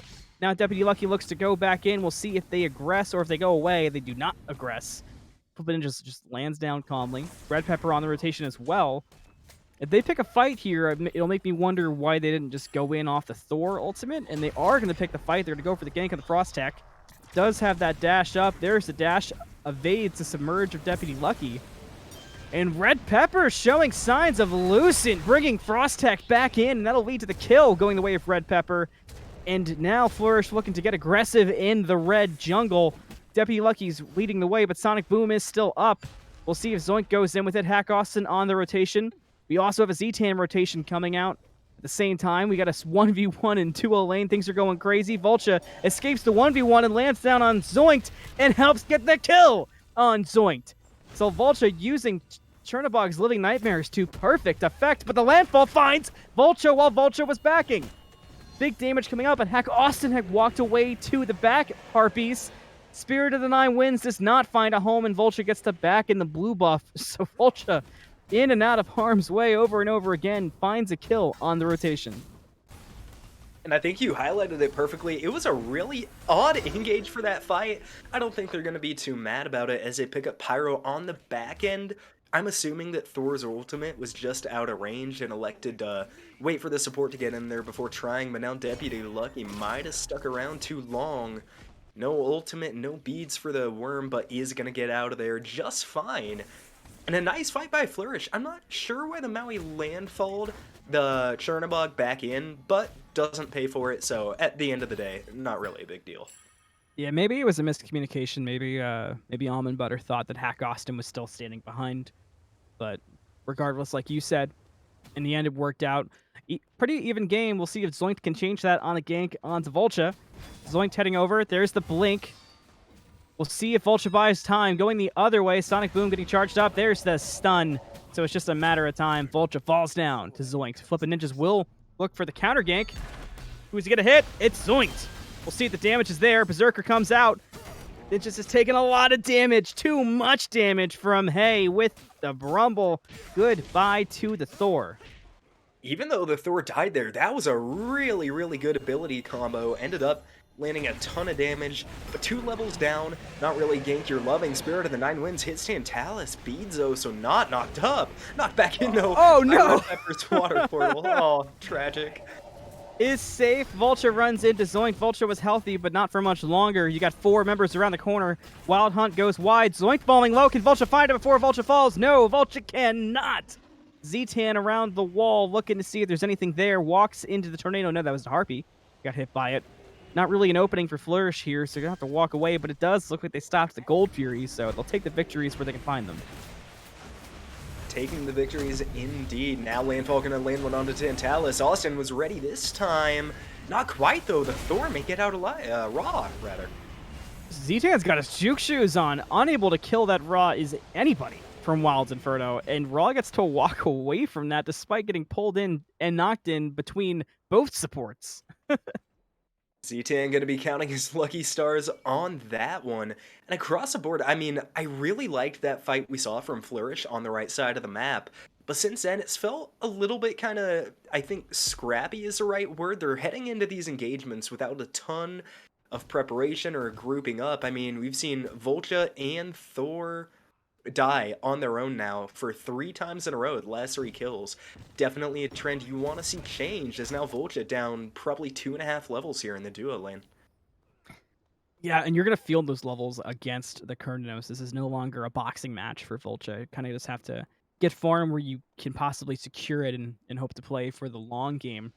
For the next 2.5 levels, 3 levels, it's just impossible to box this out, which is a bad feeling on Chernobog because you want to be taking those fights and utilizing your kit and your ultimate. Stun, Searing Pain combo are gorgeous. Will the Anvil fall up? Sonic Boom getting charged, and Zoink's waiting for it, but Flippin' Ninjas was more patient today. That's a kill for the Thor. Great call by Flippin' Ninjas. Hasn't been missing the ability so far this game. That's going to help him get more level.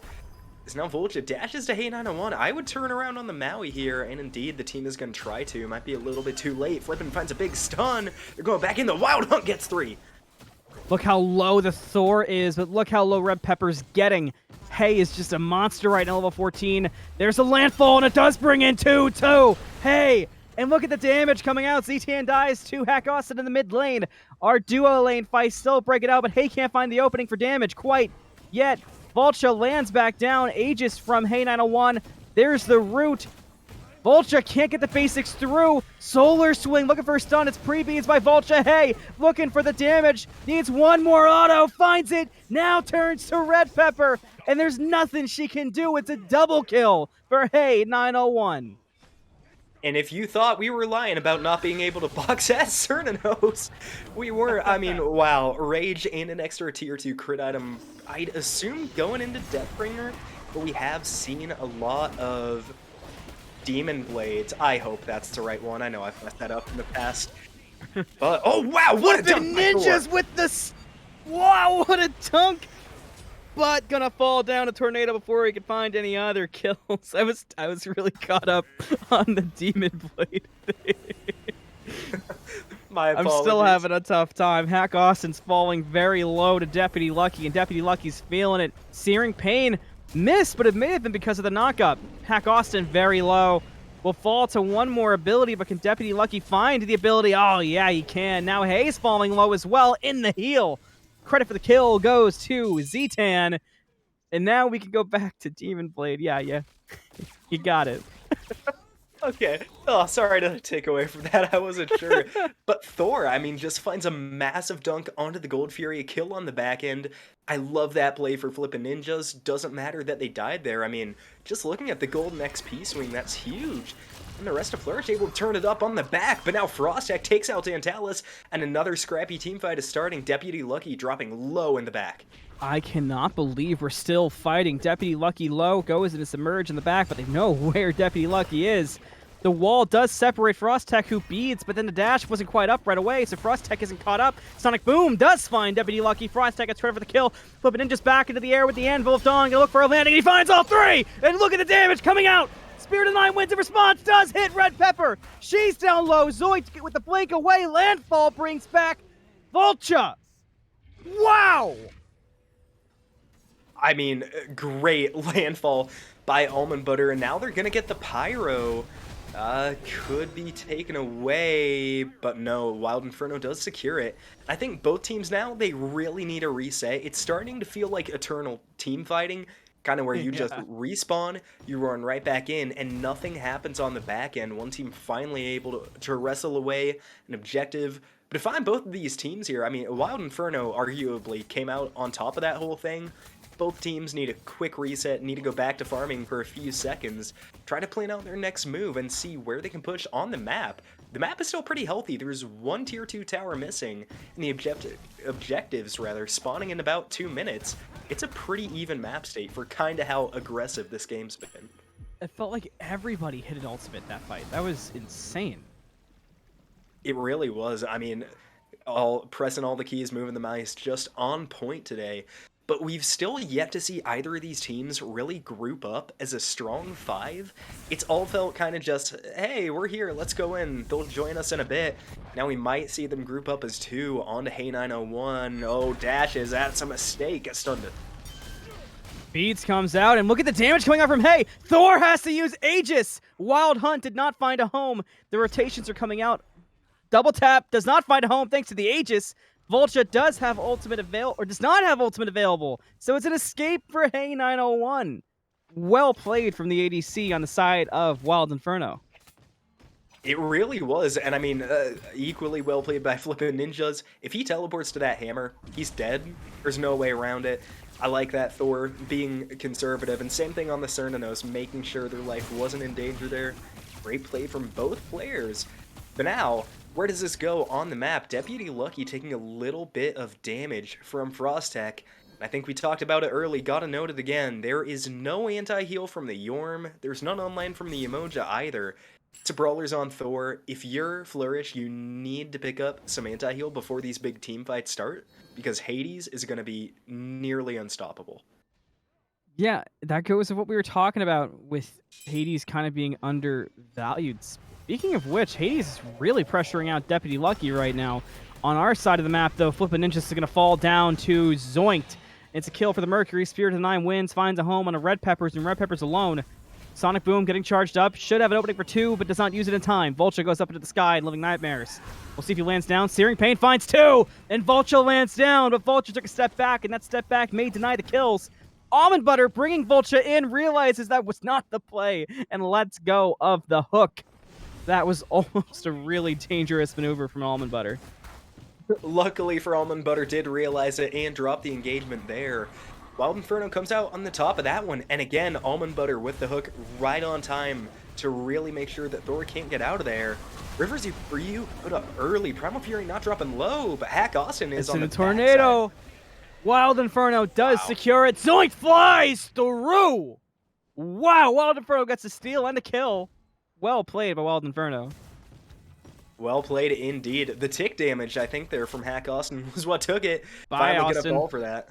Oh, and now DeputyLucky might be in trouble too. I don't think Frostech dives this Fenix though, and indeed the Gunner gets back alive. Yeah, DeputyLucky falling all the way back to Fenix, getting chased by Frostech there. You know DeputyLucky slamming the keyboard. Be careful not to knock over the coffee again, but with Frostech just living in your jungle, that is not a good feeling. Flippin' Ninjas will get the beads from Frostech. Probably thought there was an army around the corner, of which there was not. 1v1 in duel lane between Voltcha and Zoinked, and Voltcha's getting damage quicker than he can react. We'll see the damage is good. Return from Voltcha almost was. Almost a really scary 1v1 for Zoinked. Does find it in the end. Well played by Voltcha. And that's kind of a common theme we're seeing. A lot of these guys are taking the 1v1s and getting really close, and one just barely gets the difference of, like you said, where's the full 5v5s if you want to fight this bad? It still hasn't happened yet. I mean, we've seen now 2 Pyromancers, 2 Gold Furies fall down. Don't think we've ever seen bigger than a 3-on-3. Spirit of 9 Winds comes out early. Pyromancer was not low enough. Frostech is low enough to die, but has the heal. Look at the sustain. Look at the shield. Searing Pain. Something's got to bring Frostech down. DeputyLucky gets a credit. We get Tornado. Tornado kills. Flippin' Ninja's landfall does not find a home, and it gets let go of to stop from being in the way. We got a 4-on-2 fight, but Voltcha's flying in quickly and looking for some damage, but nobody's quite there. Wild Inferno's got positioning advantage. Almondbutter's falling down quick and has to back up. DeputyLucky's going to try to be the instigator here for Flourish, but there's just nothing available. River's Rebuke even comes out, but River's Rebuke is keeping Wild Inferno from making the mistake of going in. So we'll see if Flourish pulls the Pyromancer, but it's going to be contested. Zoinked already has Sonic Boom ready to go, and Flourish realizes the same thing. They let go with the Pyromancer. Zoinked's still walking around with Sonic Boom ready to go. Almondbutter gets poked out again. Wild Inferno touches Pyro. It's a back and forth. HackAustin getting more poke onto Voltcha. DeputyLucky goes in the back. Zoinked looks for ZTan, who gets away. At some point, they gotta stop fighting and placing down wards. And if I'm not mistaken, that is 3 wards from Wild Inferno in maybe a 10-foot diameter. Maybe doubling up there a little bit more than necessary. Good news is they can see it. They can see it well, too. But I think we're getting into that area again where it feels like you're team fighting, but just not for a purpose. Pyromancer finally going to fall to one team or another. It's Oh my god! Flourish. Great steal from Voltcha. Voltcha walked up and took it for free. Frostech's going for the chase, has the blink, and has the kill quickly. Flippin' Ninja's going to look for Frostech a little wide, but they're getting the damage up. Frostech's healing it all right back. Look at the damage. Look at the healing. Searing Pain off the mark. Frostech gets to walk away. Landfall. Spirit 9 Winds. Going to split the middle. Does not find anybody after the landfall. Wild Inferno just wants to get away with the victories they've gotten so far, but Flippin' Ninjas will not let them. They bring down Frostech. Raid boss down in terms of healing, and now there's an opening for Flourish to take. DeputyLucky's going to find the kill onto the Kernanos, and Wild Inferno's down to a 2-man response over there. They're going to have to back away because Zoinked is split pushing, and oh no. Oh my gosh. Thank God for that Aegis, or it would have been 2 PvE deaths in this game for Zoinked. If that happened, really would have had a rough time living that one down. Don't know if they needed an Aegis, but better safe than sorry. It really doesn't hurt if you're missing an Aegis at this stage of the game. But now across the map, and I think as we get nearer to level 20, we're going to start seeing some more groupings. I know we've been talking about it a lot, kind of the lack of that so far. So now Third Fury is going to fall. I don't think Wild Inferno, they don't have any wards on left side of the map. I doubt they know Flourish is on it. And indeed, they do not.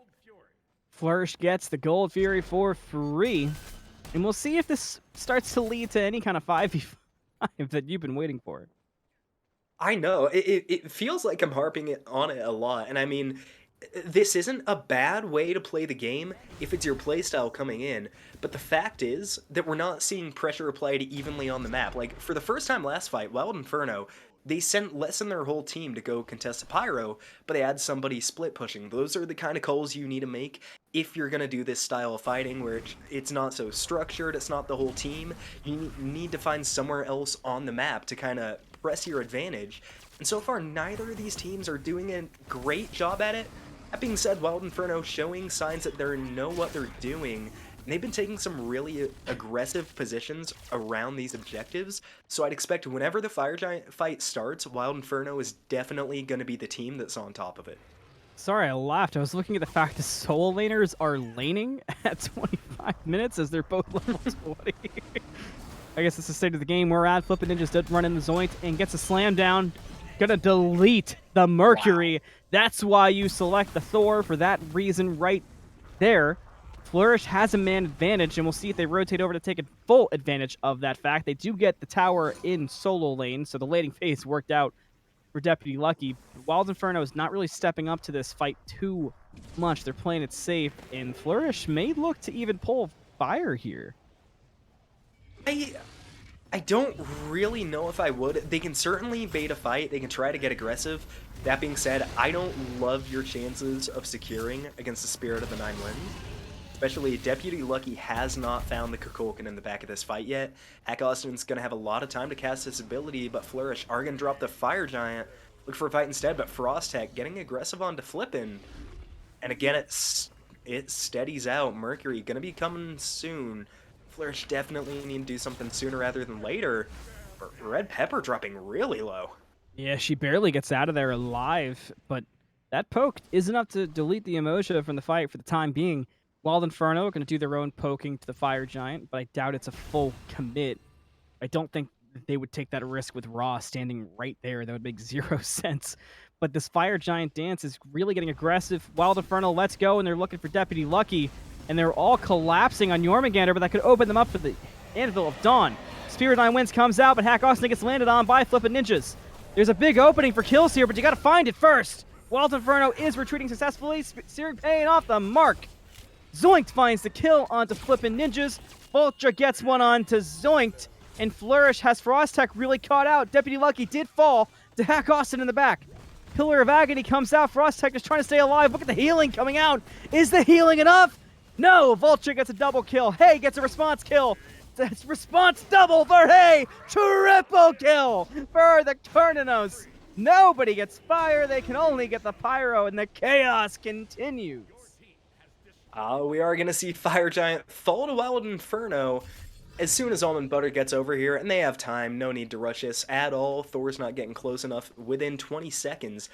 And I gotta say, for both teams, that fight's a little bit concerning to me. I mean, Wild Inferno win it out, but if you saw in that fight, Jormungandr was 1v3ing in the Wild Inferno backlane for way too long.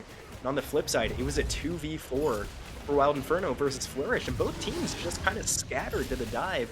These supports need to do a much better job kind of trying to control the CC, control the damage, because all the damage dealers just scattered as soon as it started. But regardless, Wild Inferno get the Fire Giant, win goes to them, and I think it's something I talk about a lot. But when you get this Fire Giant buff, you need to do something with it. The next one is going to be an enhanced Fire Giant, and that's extremely important to the state of this game. So if I'm Wild Inferno, this is where I want to really get aggressive. If I'm Wild Inferno, I at least need 2 tier 2 towers down. I'm looking for the same thing. So game number 1, with Fenix and I casting, the big problem that we saw at the end, Flourish got very kill hungry and they were not going for the end. This time, the map state is shockingly even, and like you said, Wild Inferno's got to make something happen with this Fire Giant. My concern is for Wild Inferno, how good Flourish's defense is. Wow. Their offense is looking pretty good too, as they get a tier 2 on the right-hand side. Completely for free. Yeah, I wouldn't be worried about that if I'm Wild Inferno. They don't have an ADC there, so Frostech to defend that Fenix is more than enough. But now, Wild Inferno are going to have a 4v3, and if you know from last fight, Flourish did not respond to the dive well, so if I'm Wild Inferno, I'm taking this fight. Searing Pain just misses on Zoinked. That would have been the end of the Mercury, but he dashes away to safety. Very lucky indeed. Now that this Chernobog picked up a Silver Branch bow, it's not one I've seen in a while. That being said, though, it does have a pretty big attack speed stim, so I definitely don't hate it. I'd be looking for Chernobog to start doing a lot more in these fights now that he kind of hits that spike in the build, because this Cernanos has been looking scary, especially in that last fight by the Pyromancer. Yeah, it's Hey 901 is very online, and you know, to your point, they've got the same build almost going on with a few slight differences. It's a Silver Branch making itself known today for the first time in a while from both sides, and going forward, I think that ADC matchup, normally we talk about the big damage numbers coming out from the mages. I'm really looking at these ADCs in this next team fight for who's going to make the difference. It's going to be something to look out for sure. I'm not so positive that I like the Silver Branch from Cernanos. I mean, with that build, you don't hit max attack speed, maybe counting on almondbutter to get a Shogun's gonna have to die and go back to base. Before they do that, though, Wild Inferno, it looks like both teams want to fight, but I think wisely, neither of them engaging yet. There's not a solid opportunity to go in and get some damage. There's also not really a point at the moment. I mean, Wild Inferno has the point. They want to get kills and utilize the Fire Giant, but there's nothing on the map aside from towers. And DeputyLucky is in the middle of 5 people right now and is still tanking most of it. World Serpent won't come out in time. Hey 901 gets a kill onto the Jormungandr. Landfall's going to bring in Pepper into the Spirit of the Nine Winds, which knocks back the Emoja into a double kill from Hey 901. It's a rampage for the attack speed focused Cernanos.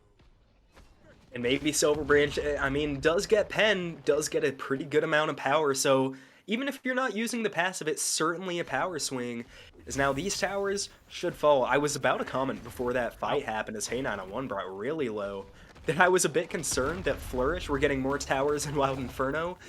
Not the case anymore, as now they have a 5-on-3. They can push this to a Fenix if they want to, but almondbutter, only about half HP. I think they're doing the wise thing here and stepping back, getting the pyro. And if I were them, I'd honestly look to rush this Fire Giant. Cernanos does a ton of damage right now. You can probably get this thing pretty close to low before anyone shows up from Flourish. And here we go. Fire Giant's getting started, and there's going to be no contest whatsoever from Flourish. It's an EFG for Wild Inferno, and we got to see how Flourish prepares for the defense. And honestly, I don't hate that call from Flourish not to defend. I don't know if they thought it would go down that fast.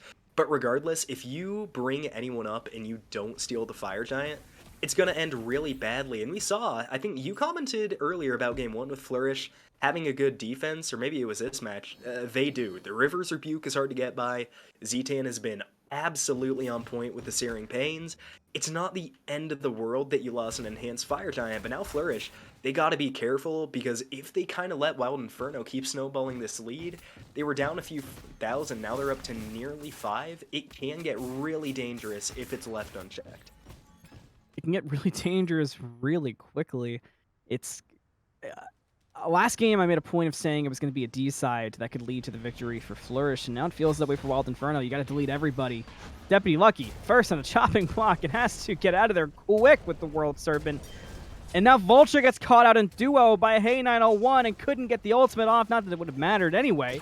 And that's one member poked out, one member down for Flourish, and Wild Inferno may have an opening to really gain some ground here. Have an opening indeed, and now the team splits up a little bit, but honestly, they have time. I think still another 3.5 minutes on this EFG. Oni minions just now starting to push down the waves. They got some time to play with, but now over here in the left, they're looking kind of a 4-on-3. Jormungandr does get back, so it's going to be a relatively even Fenix fight. If I'm Wild Inferno, there's not too much of a rush. I'd almost look to poke out on this minion wave and wait till Onis get here to really commit to your Fenix push. Going in now, maybe trying to bait a fight, but that bird is dropping fast. Zoinked is half health already, but Flippin' Ninja's already landed down on a Hey 901 in the back, and Flippin' Ninja's getting poked out quick. Sonic Boom comes back through for Zoinked, and Zoinked escapes and Landfall secures the kill onto Flippin' Ninja's. Frostech goes in the back looking for ZTan, but could not find it. And Wild Inferno is now very low as a team, and they got to play the safe. They did get one Fenix, but I don't know if they can get another. Zoinked walks into the Fenix, pops maximum velocity. Voltcha shuts down Hey 901. ZTan gets HackAustin. Zoinked gets the Fenix in mid. Meantime, DeputyLucky is on almondbutter. Considers looking at Frostech, who dashes through the wall. Zoinked is getting out of there. Got the Fenix for free. And Flourish doesn't chase anyone else. I'm surprised they didn't just turn and look to pick out the Mercury there. Maybe they didn't quite see where he went into the jungle. We do have the Jormungandr pathing towards him. It does look like Zoink stepped over a ward. The rest of the team doesn't seem as keen to attack. I think that being said, though, that's a really, really good defense from Flourish. I mean, the River's Rebuke, Huge especially defense. from Red Pepper, was insane. She plays it really, really, really well. But, I mean, I think that's still a net gain for Wild Inferno. I mean, sure, you lost EFG off your backline, which always sucks, but you have 2 Phoenixes down. There's a lot of pressure on the map right now to where you don't have to worry about this next Fire Giant fight as much as you normally would. This is an awkward spot for Flourish because on one hand, it feels like you're starting to do significantly better in a lot of these fights, but on the other, you can't afford to leave base right now. You got fire minions pushing in from 2 of the worst possible spots. So if you're on Flourish right now, what do you do? I mean, I think like you said, it's a tough spot. It's a balancing act for sure, but they're doing an okay job pushing up these minions. In my mind, you can definitely try to contest this Fire Giant. You have Searing Pain, which is good for Steel. Flippin' Ninjas has already been effective with the Anvil of Dawn. I think their one thing is you can't lose DeputyLucky early, and they just might. Does get the ultimate off, now going to be missing it in the fight as Hey 901 drops really low. Flippin' just falls down to HackAustin in the sky. DeputyLucky cleans up Hey 901. Spirit 9 Winds comes out and hits ZTan. That's big damage coming out. Landfall doesn't bring anybody in. Frostech dies. Wild Pillars of Agony. Zoinked goes in the back with Sonic Boom and is looking for ZTan, but is inside the heal. And ZTan gets rid of Zoinked. I don't think I've ever seen a Raw do that to a Mercury while they were on top, and it's a big kill for Flourish. And now Flourish seemingly has the advantage. And I can't even fault the Mercury for dying there. I have never seen a Raw get that much healing against a Mercury with Deathbringer online. That's kind of unheard of. Now Fire Giant, I mean, should go. No contest to Flourish. Almondbutter doesn't have the ult. Been good with it. He's trying to get in there quick. Yeah, he's falling HackAustin's down. around the back. Gotta play safe. Buying time for HackAustin to get there. Solar Swing's gonna go inside onto the Fire Giant, down to 10% health. ZTan does kill Almondbutter. Wild Inferno steals the Fire Giant regardless. HackAustin's gonna fall down most likely, but Wild Inferno takes the EFG away from Flourish. Now it's the D side, and nobody gets the Fire Giant. Wow!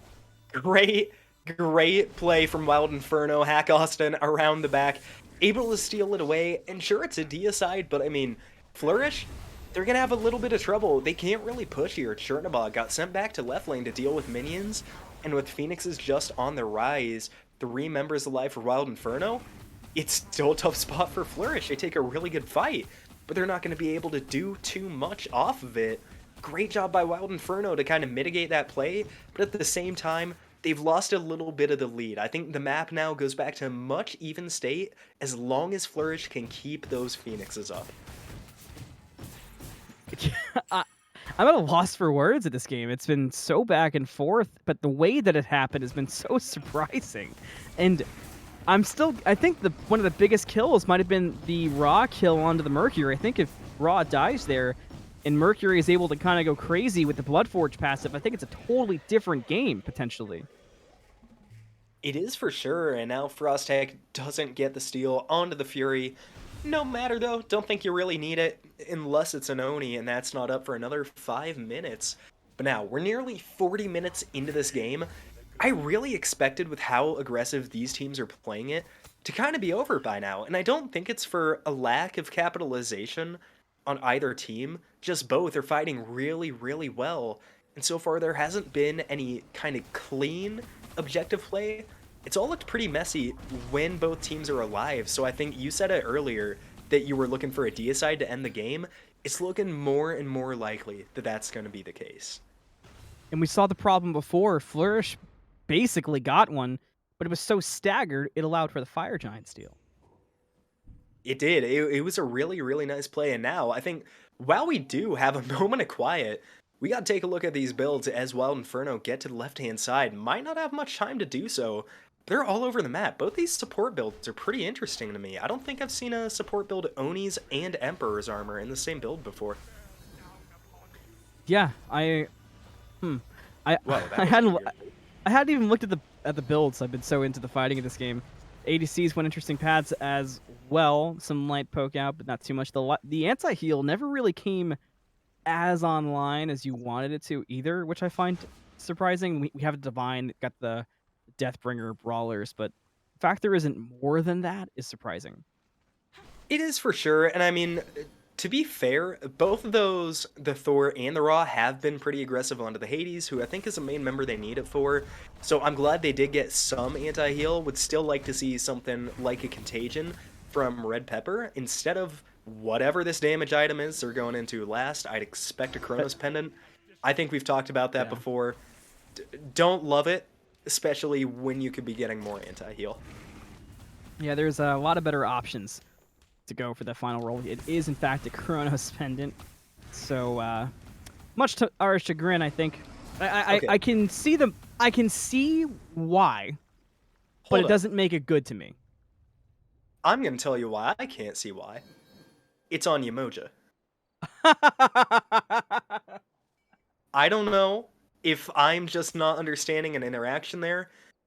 Don't exactly know what that's going to help with on Yamoja, but I mean, I won't dwell on it for too long. I don't think it's going to ruin the build or anything. Red Pepper has been pretty tanky in most of these fights, so it shouldn't hurt the survivability I guess in it that just aspect. does it just help the ultimate? The ultimate has a natural cooldown of 140, right? I don't know the cooldown off the top of my head. I think for the 1 second reduction, I don't believe it applies to the ultimate. I could be wrong, to be fair. I haven't built Chronos Pendant in This is what happens in these 40-minute games. We start to go delirious by the end. All right, Fire Giant's getting pulled lightly by Flourish. DeputyLucky's in the back. Red Pepper's getting knocked up by the Fire Giant. Flippin' Ninjas goes into the air. DeputyLucky's going underground, and they switch places. Now DeputyLucky goes in deep in the back, and Wild Inferno and Flourish is looking to make a play off of it, but nothing's quite opened up yet. They've got no opening, and now that's 2 ultimates down for Flourish, so advantage of this fight is for sure Wild Inferno after some awkward communication errors there from Flourish. And this has been a really common theme for Flourish around the Fire Giant. They have DeputyLucky go far in the back, but the rest of the team hasn't seemed coordinated. I mean, if you're gonna send your Jormungandr in that far, you need to commit to the objective. They haven't. They've lost an ult, now they may lose a life.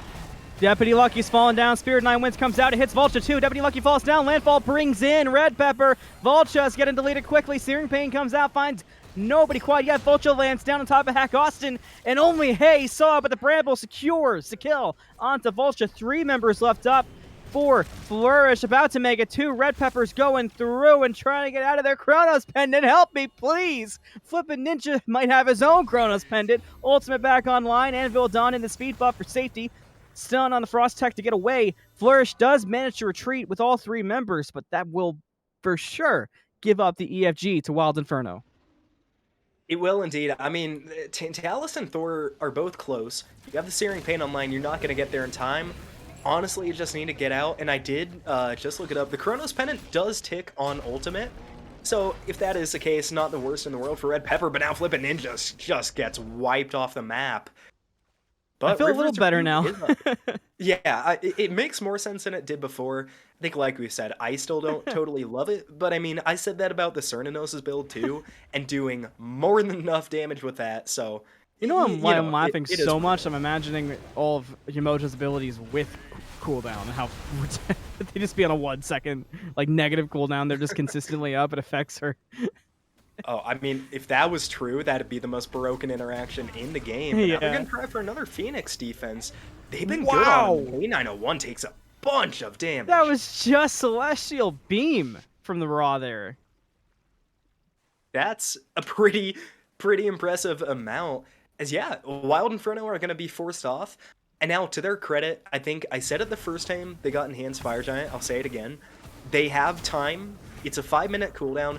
They're gonna go get Oni Furies. The thing that worries me, it was basically this exact state last time. Flippin' Ninjas is gonna be back up.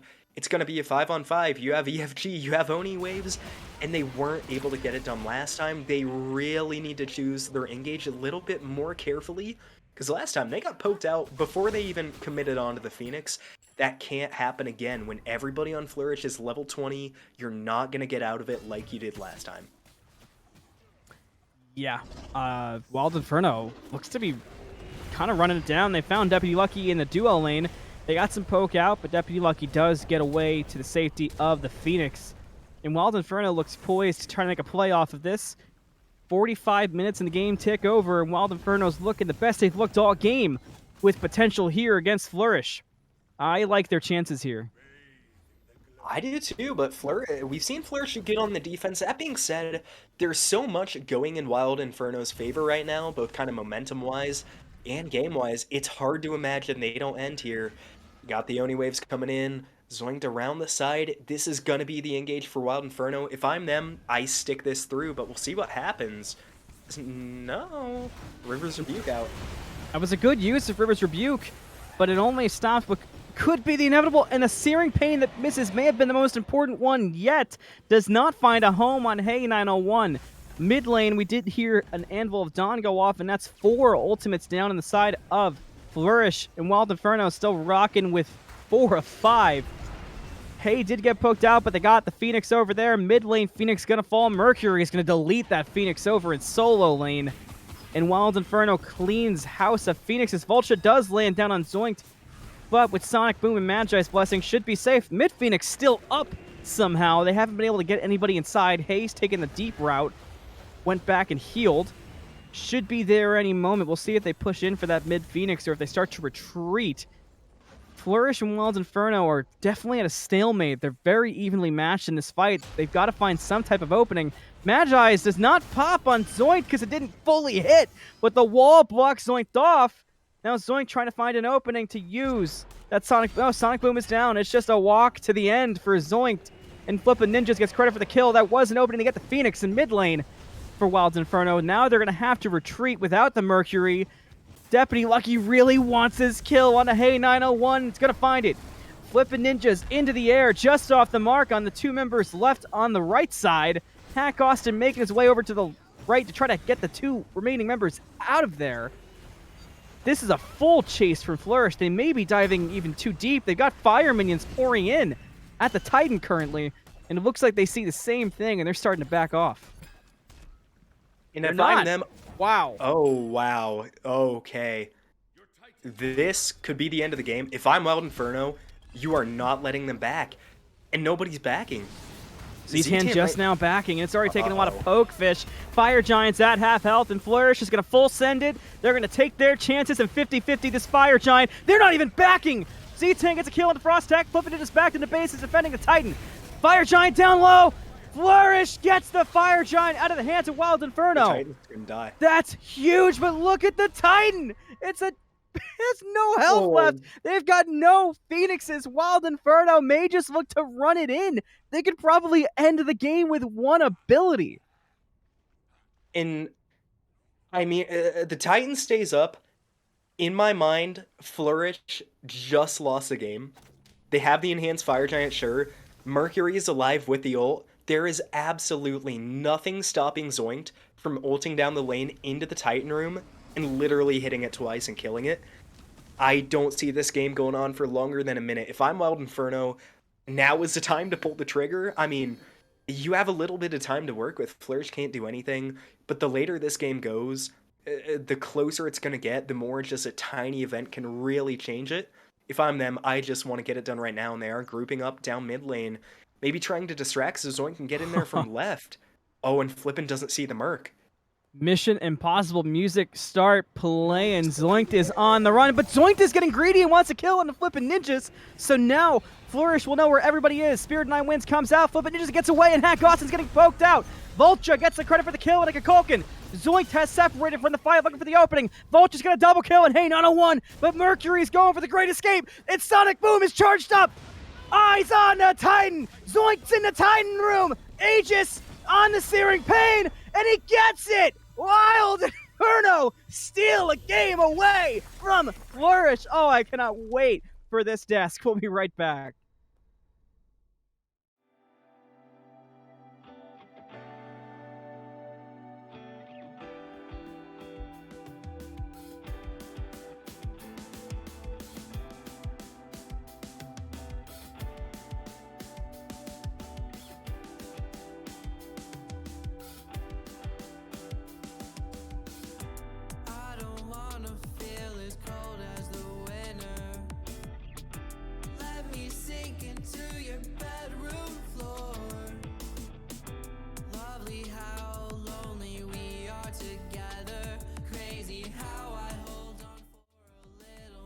What an ending to game number 2. I'm exhausted. I'm excited, but I'm exhausted. But what a crazy ending. Zoinked just kind of going for the Mission Impossible moment into the Titan. Gets the kill using Sonic Boom to get in there. The Aegis on the Searing Pain, which didn't even fully hit. And Wild Inferno steals the game. I think that steal is the right word, and I know we were talking about needing to see the Merc ult into the Titan room, kill it in 2 shots, which is what Zoinked eventually did, but got so close to almost throwing that away. Don't know why they went back in on the Thor, but regardless, got it done when it mattered, had the wherewithal to get out of that fight when he did, even with the team falling. Zoinked able to pull through for the team. And I mean, looking at the boards, everybody in this game contributed. It was really sound effort from Wild Inferno. I know we were talking a lot about the Cernanos in the start of that game, but HackAustin and Zoinked in the endgame there absolutely saved it. For sure. And, we'll have a lot of time because we have a game 3 on the horizon to talk about this game.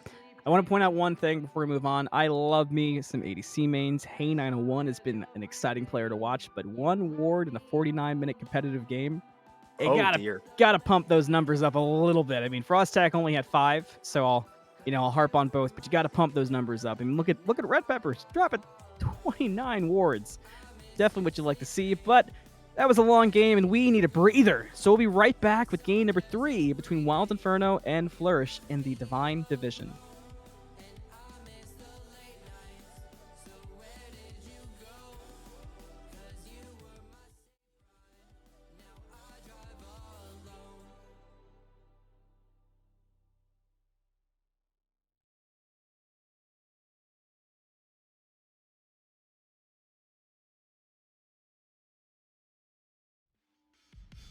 I could get drunk off the lights of a city, late night phone calls just to say you miss me, but you don't.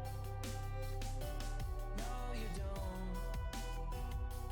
Drop my phone now, that shit's broken. 2 a.m. and I'm lost in Brooklyn, missing home. I know you don't.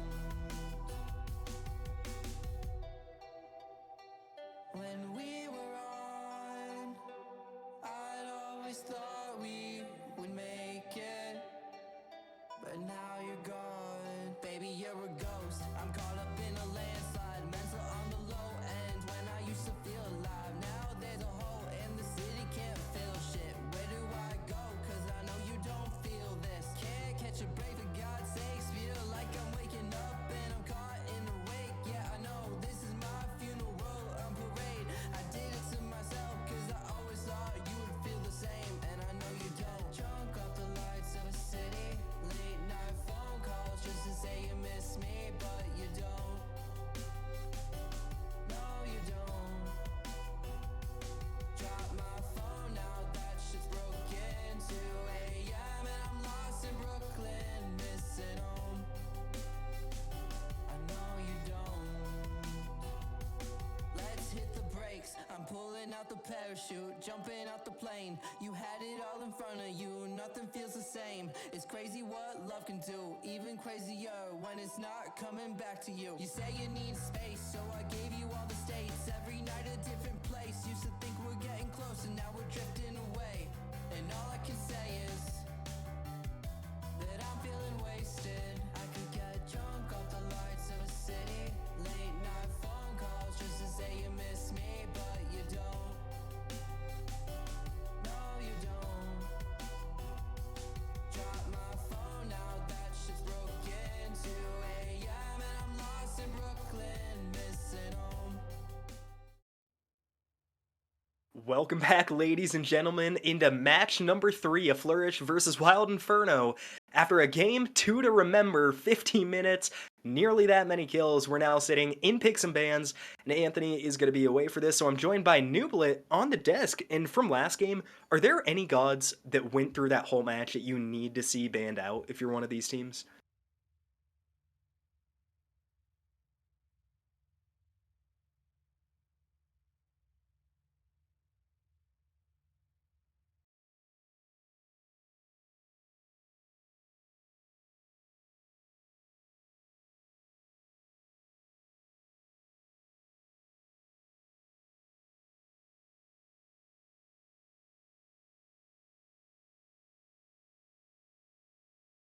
Definitely. I mean, I personally wouldn't think of taking the raw way. I think when we look at the specific gods, the only one that I thought was a major problem for either one of these teams was the Cernanos. I mean, wasn't able to do quite as much late game, but Hey 901 looked extremely confident, absolutely ran the early and mid game, but instead it's going to be the Hades from Frostech taken out. I kind of understand that. It's going to lighten things up on your backline a lot, which is one area where they kind of look like they struggled a little bit. I just want to point out that that entire time the stream was not hearing my mic. So Oh, that's really fun. I mean, you be a cameraman for 25 games in a row, you kind of forget how to do anything else. So what I was saying was it's really tough to say who you should ban this game because people are picking non-traditional picks. Kukulkan locked in over here for Flourish has been prioritized in the first two games, which is wild. You've been seeing Merlin Tiamat as the priority for mid. Now it's Cuckoo. And then, of course, the response from ZTan last game was Raw. So you don't really know what's going to go. It kind of seems like Maui has been also a prioritized god. So maybe you have ban the Maui, who's being played really well and causing a lot of disruption. I'd like to see that probably out of there. But both these junglers can really play whatever. The Yorman has been picked twice. Maybe they feel like it wasn't a problem, but he wasn't in their face the whole time. I think any of the gods that have been run backs are a good ban just to throw the other team off of their game they've been playing for the last two games. They are for sure, and I mean, for starters, it's going to be a different god for Zetan. I do like that they keep him on something familiar with the Kukulkan. The Searing Pains from Raw were on point that entire game, dish out a ton of damage. You're going to be able to do the same thing. And the Cernanos Maui lane, I thought both of these players were really good. I think admittedly, neither of them had as big an impact on the late game as I would have expected. It's kind of Mercury and Kukulkan stealing the show. And the Thor run back, I think like you said, from Flippin as well. Love Flippin on the Thor. But the two new picks we are going to see, Ganesh and a Vulcan. The Vulcan one surprises me a little bit. And that's exactly what I'm talking about. Who expects the Vulcan to come out? You can't ban these mid laners. What is a great run back is the Thor, and what's an even better run back is the Ganesha from game one. You weren't here on the desk for game one, but we actually saw a Ganesha kill. Wasn't gifted to anybody, thrown right in the pocket. It was played phenomenal. Love to see it coming back here in game three.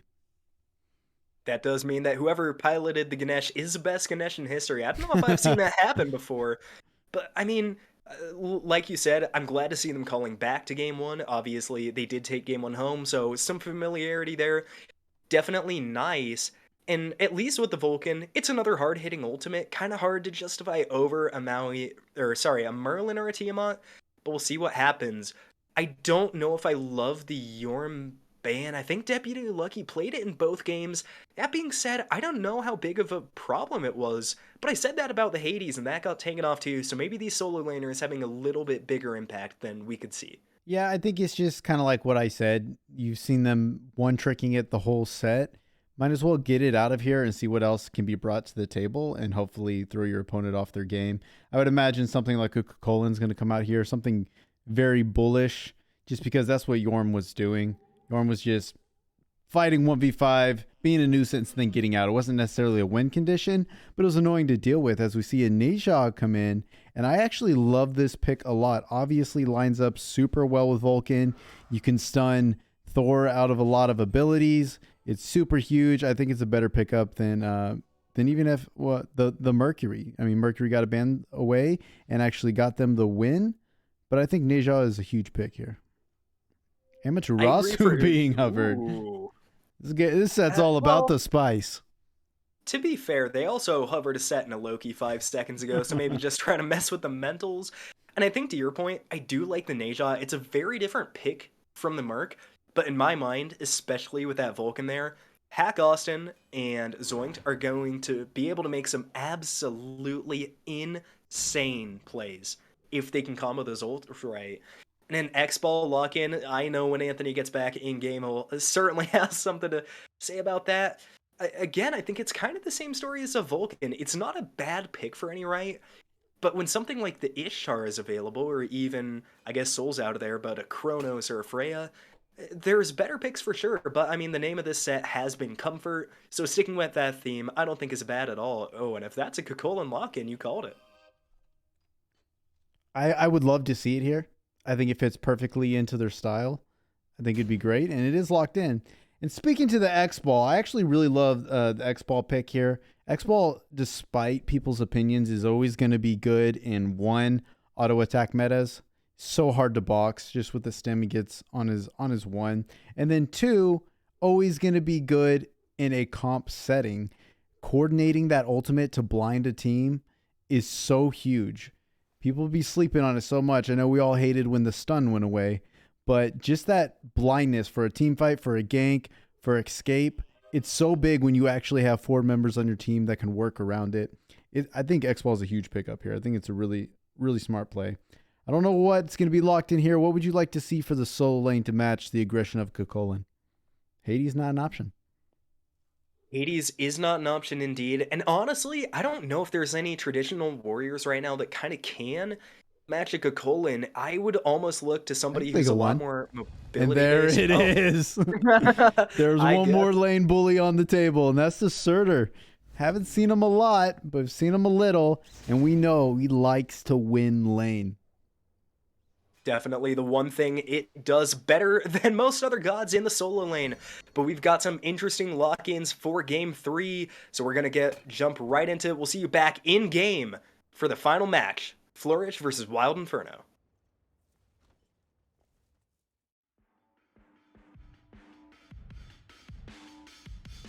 I could get drunk off the lights of a city, late night phone calls just to say you miss me, but you don't. No, you don't. Drop my phone out, that shit's broken. 2 a.m. and I'm lost in Brooklyn, missing home. I know you don't. When we were on, I'd always thought we would make it, but now you're gone.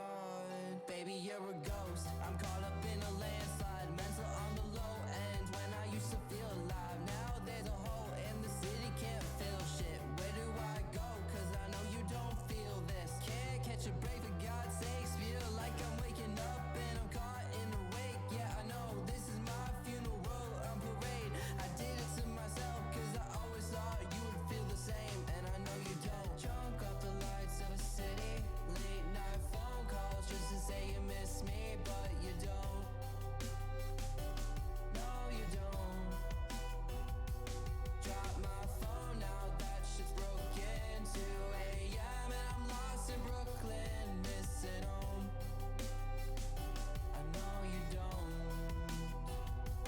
Let's hit the brakes. I'm pulling out the parachute, jumping out the plane. You had it all in front of you, nothing feels the same. It's crazy what love can do, even crazier when it's not coming back to you. You say you need space, so I gave you all the states. Every night a different place. Used to think we're getting closer, now we're drifting away.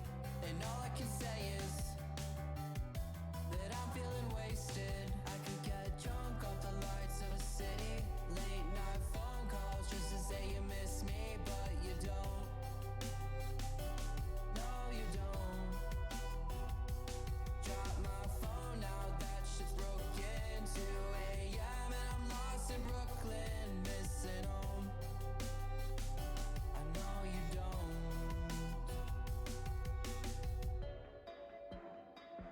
When we were on, I always thought we would make it. Now you're gone. Hello and welcome back to Divine Flourish versus Wild Inferno. Thank you to iNooblet for giving me a nice bit of a break after that 49-minute game. Buffs are spawning in. I'm Anthony Malamy's KingFsher. Let's do it! And I think when we closed off on the desk, we said there were some interesting picks. I think Nooblet in particular was kind of talking about comfort over meta, and you see it better this game than anywhere else. I've never seen a Merlin Tiamat go unbanned and not either of them picked up, especially not for a Vulcan Kukulkan. Oh wow, hey, that kind of rhymes. So definitely, it's going to be a mid-match to watch. I think the Vulcan in particular might have a really rough time, but I think we also highlighted with this Maui, with this Neja, late game, it's a combo you got to be careful of. So I'm looking to Flourish to try and shut it down early.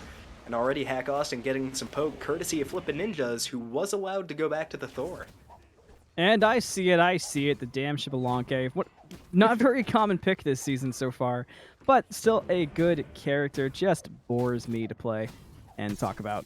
But I do actually like it in this scenario. I feel like it plays off the CERN very well. It should. I mean, there's not too many gods right now that I think can really match CERN in aggression or even raw damage output. Maybe Ishtar, the only one that comes to mind, who didn't go banned out. I will say the one thing about this Expo, they seem to like having that global pressure from the Chernobog last game. I don't think many of the ganks went too well for Voltcha in that regard, but still having that blind online, it's going to be really easy. I mean, you are not going to see a Thor dunk until it is way too late.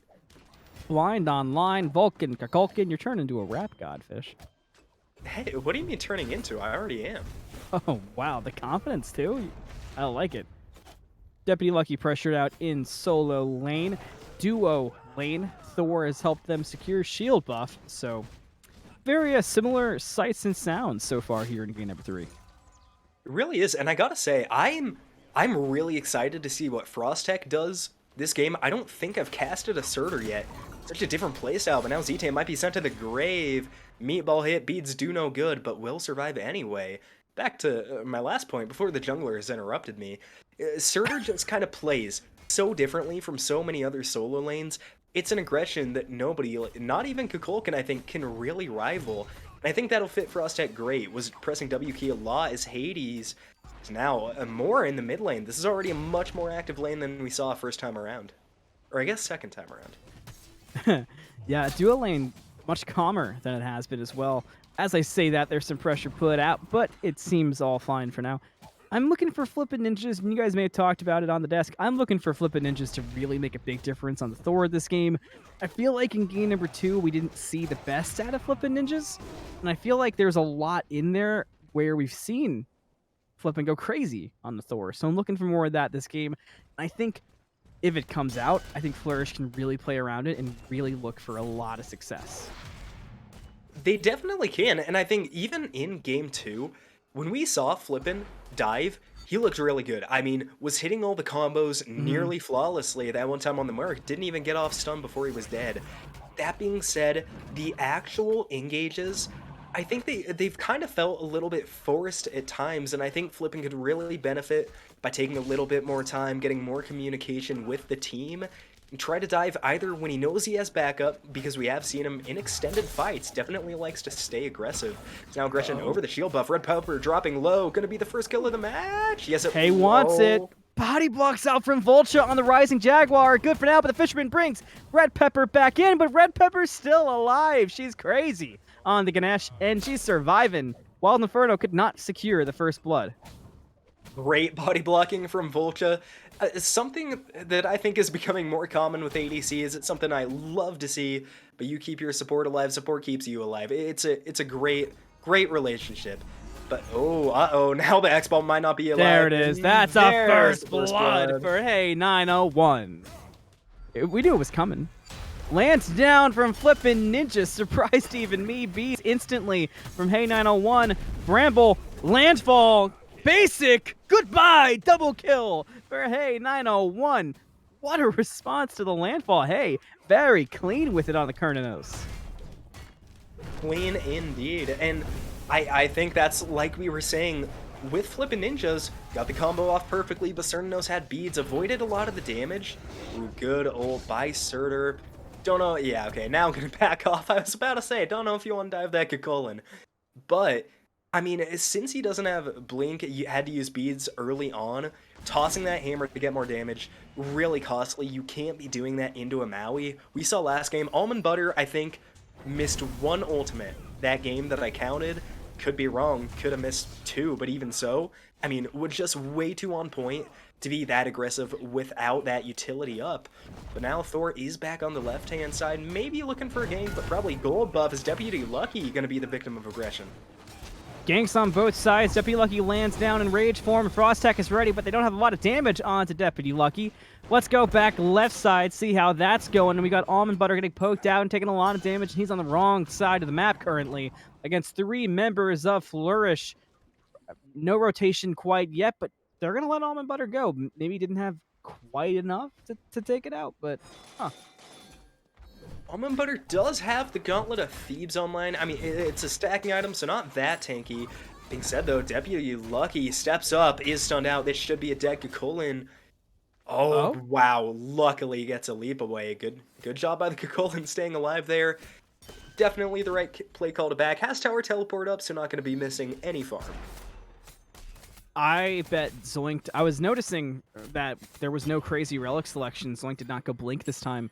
I bet Zoinked was wishing right about now they had blink through, ring bounce off of the bastions, pick up the sneaky kill. Oh, would have felt great.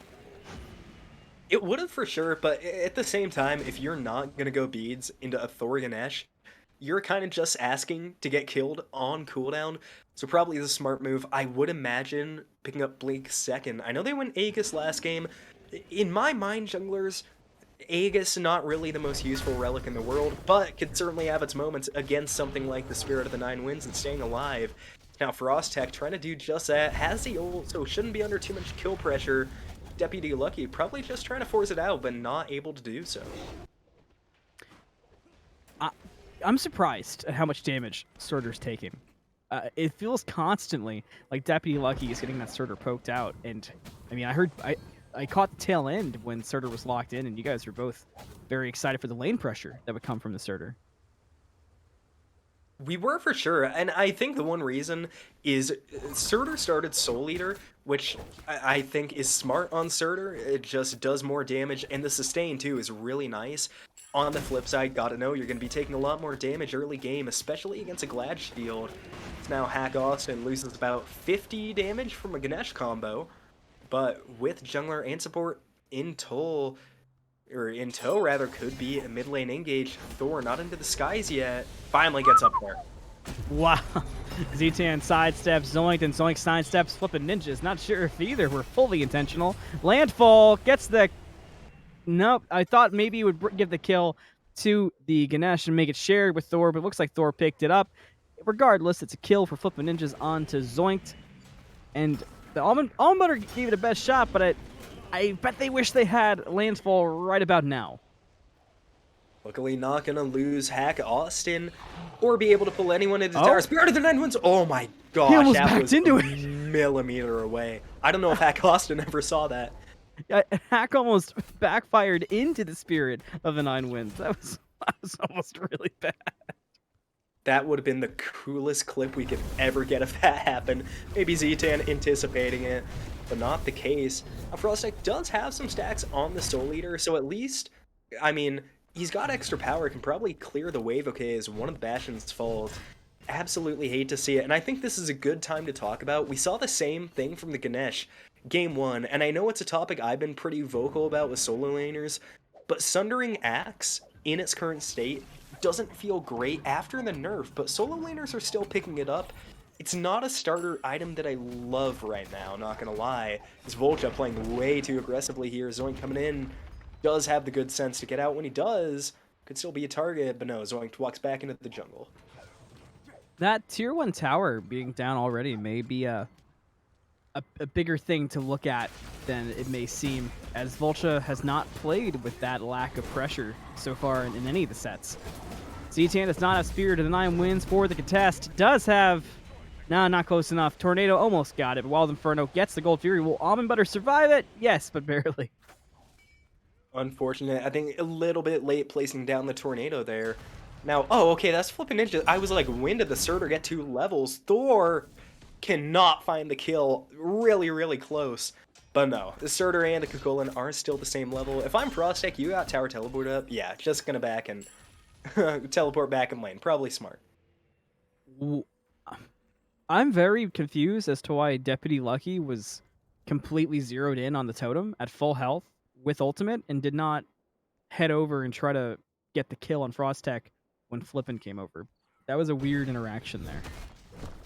It was. I mean, probably knew that Surtur still had the ultimate up, and I think Frostech likely, since it didn't need it, still pretty close, so as now DeputyLucky takes a little bit of poke. Frostech has a tier 2 breastplate online, and you are seeing it now. Wow, DeputyLucky probably wasn't expecting that amount of return damage based on how this lane has been going. Yeah, and just like that, it's time to turn on the Netflix, right? Oh, the famous Jeffrey saying, yep. I yeah, can't get now it's enough a of it. part I the say it time. every time, I think. It's a very funny say, because I can just imagine not even looking, just kind of pressing 1 and 2 occasionally on the wave, just not Yeah. looking at the screen.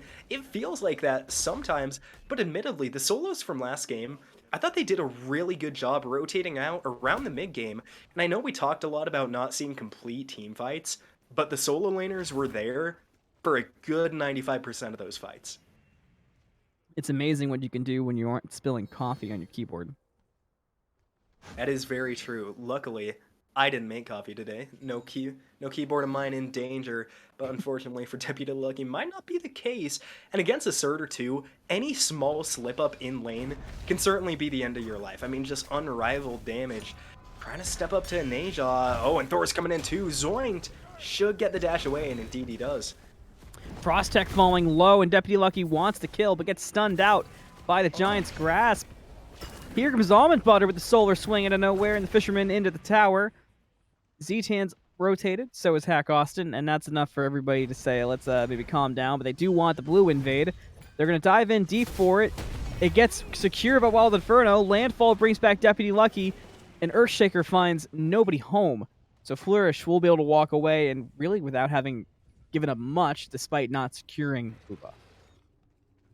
And I think this is normally about the time most games where I start to talk about build, because you love me, I do love talking about build. And now it's a contagion online, which I love to see the change. Spirit of the Nine Winds secures the Pyromancer, so that's going to have to wait. Zoink does not find the sash onto the Kukulkan. They really want Red Pepper, and they want to contest the red as well. Flippin' Ninja's going to walk back to the tower. Zoinked still hanging out, looks for the ring bounce, but it's off the mark. And now Wild Inferno realizes they are very, very deep and start to back up and look to reset. And that was well played by Flourish, but I can't help but notice nobody picked up the bomb. I think that happened once last game as well. I forgot who, I think Wild Inferno took it and then just looked at the Fire Giant after. But the Runic Bomb, I know casters talk about it a lot. That's because it's a good item. It's pretty solid to have in your pocket, especially for these kind of less healthy tier 1 towers, where really anytime someone's missing from the lane, you can just kind of walk up to the tower and kill it. No effort required. As now Frostech ticks a little bit closer to DeputyLucky. Now Surtur is starting to have some real weight in this lane, but return damage from Kukulkan can be hard to keep up with. And also, DeputyLucky built into a mythical male. Haven't seen that item in months, I don't think. Yeah, it's easy to forget about the one. DeputyLucky's got to be careful.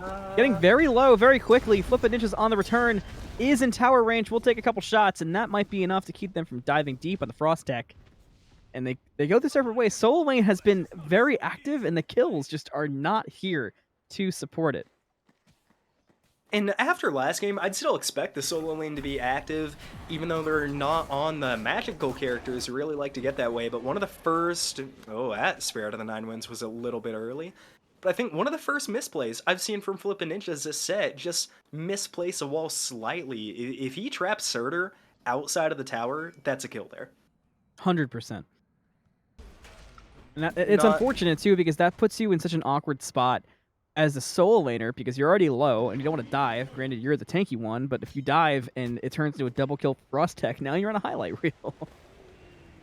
Ooh, which is not something that you want to happen if you die like that. And now, sorry, I know I'm still stuck on the builds, but another item we don't see a whole ton, a Pridwin from Ganesh. I like that. Should definitely save him a lot of poke trying to get aggressive, keep people in the range of the pillars. Being said, not normally used to seeing that item until later.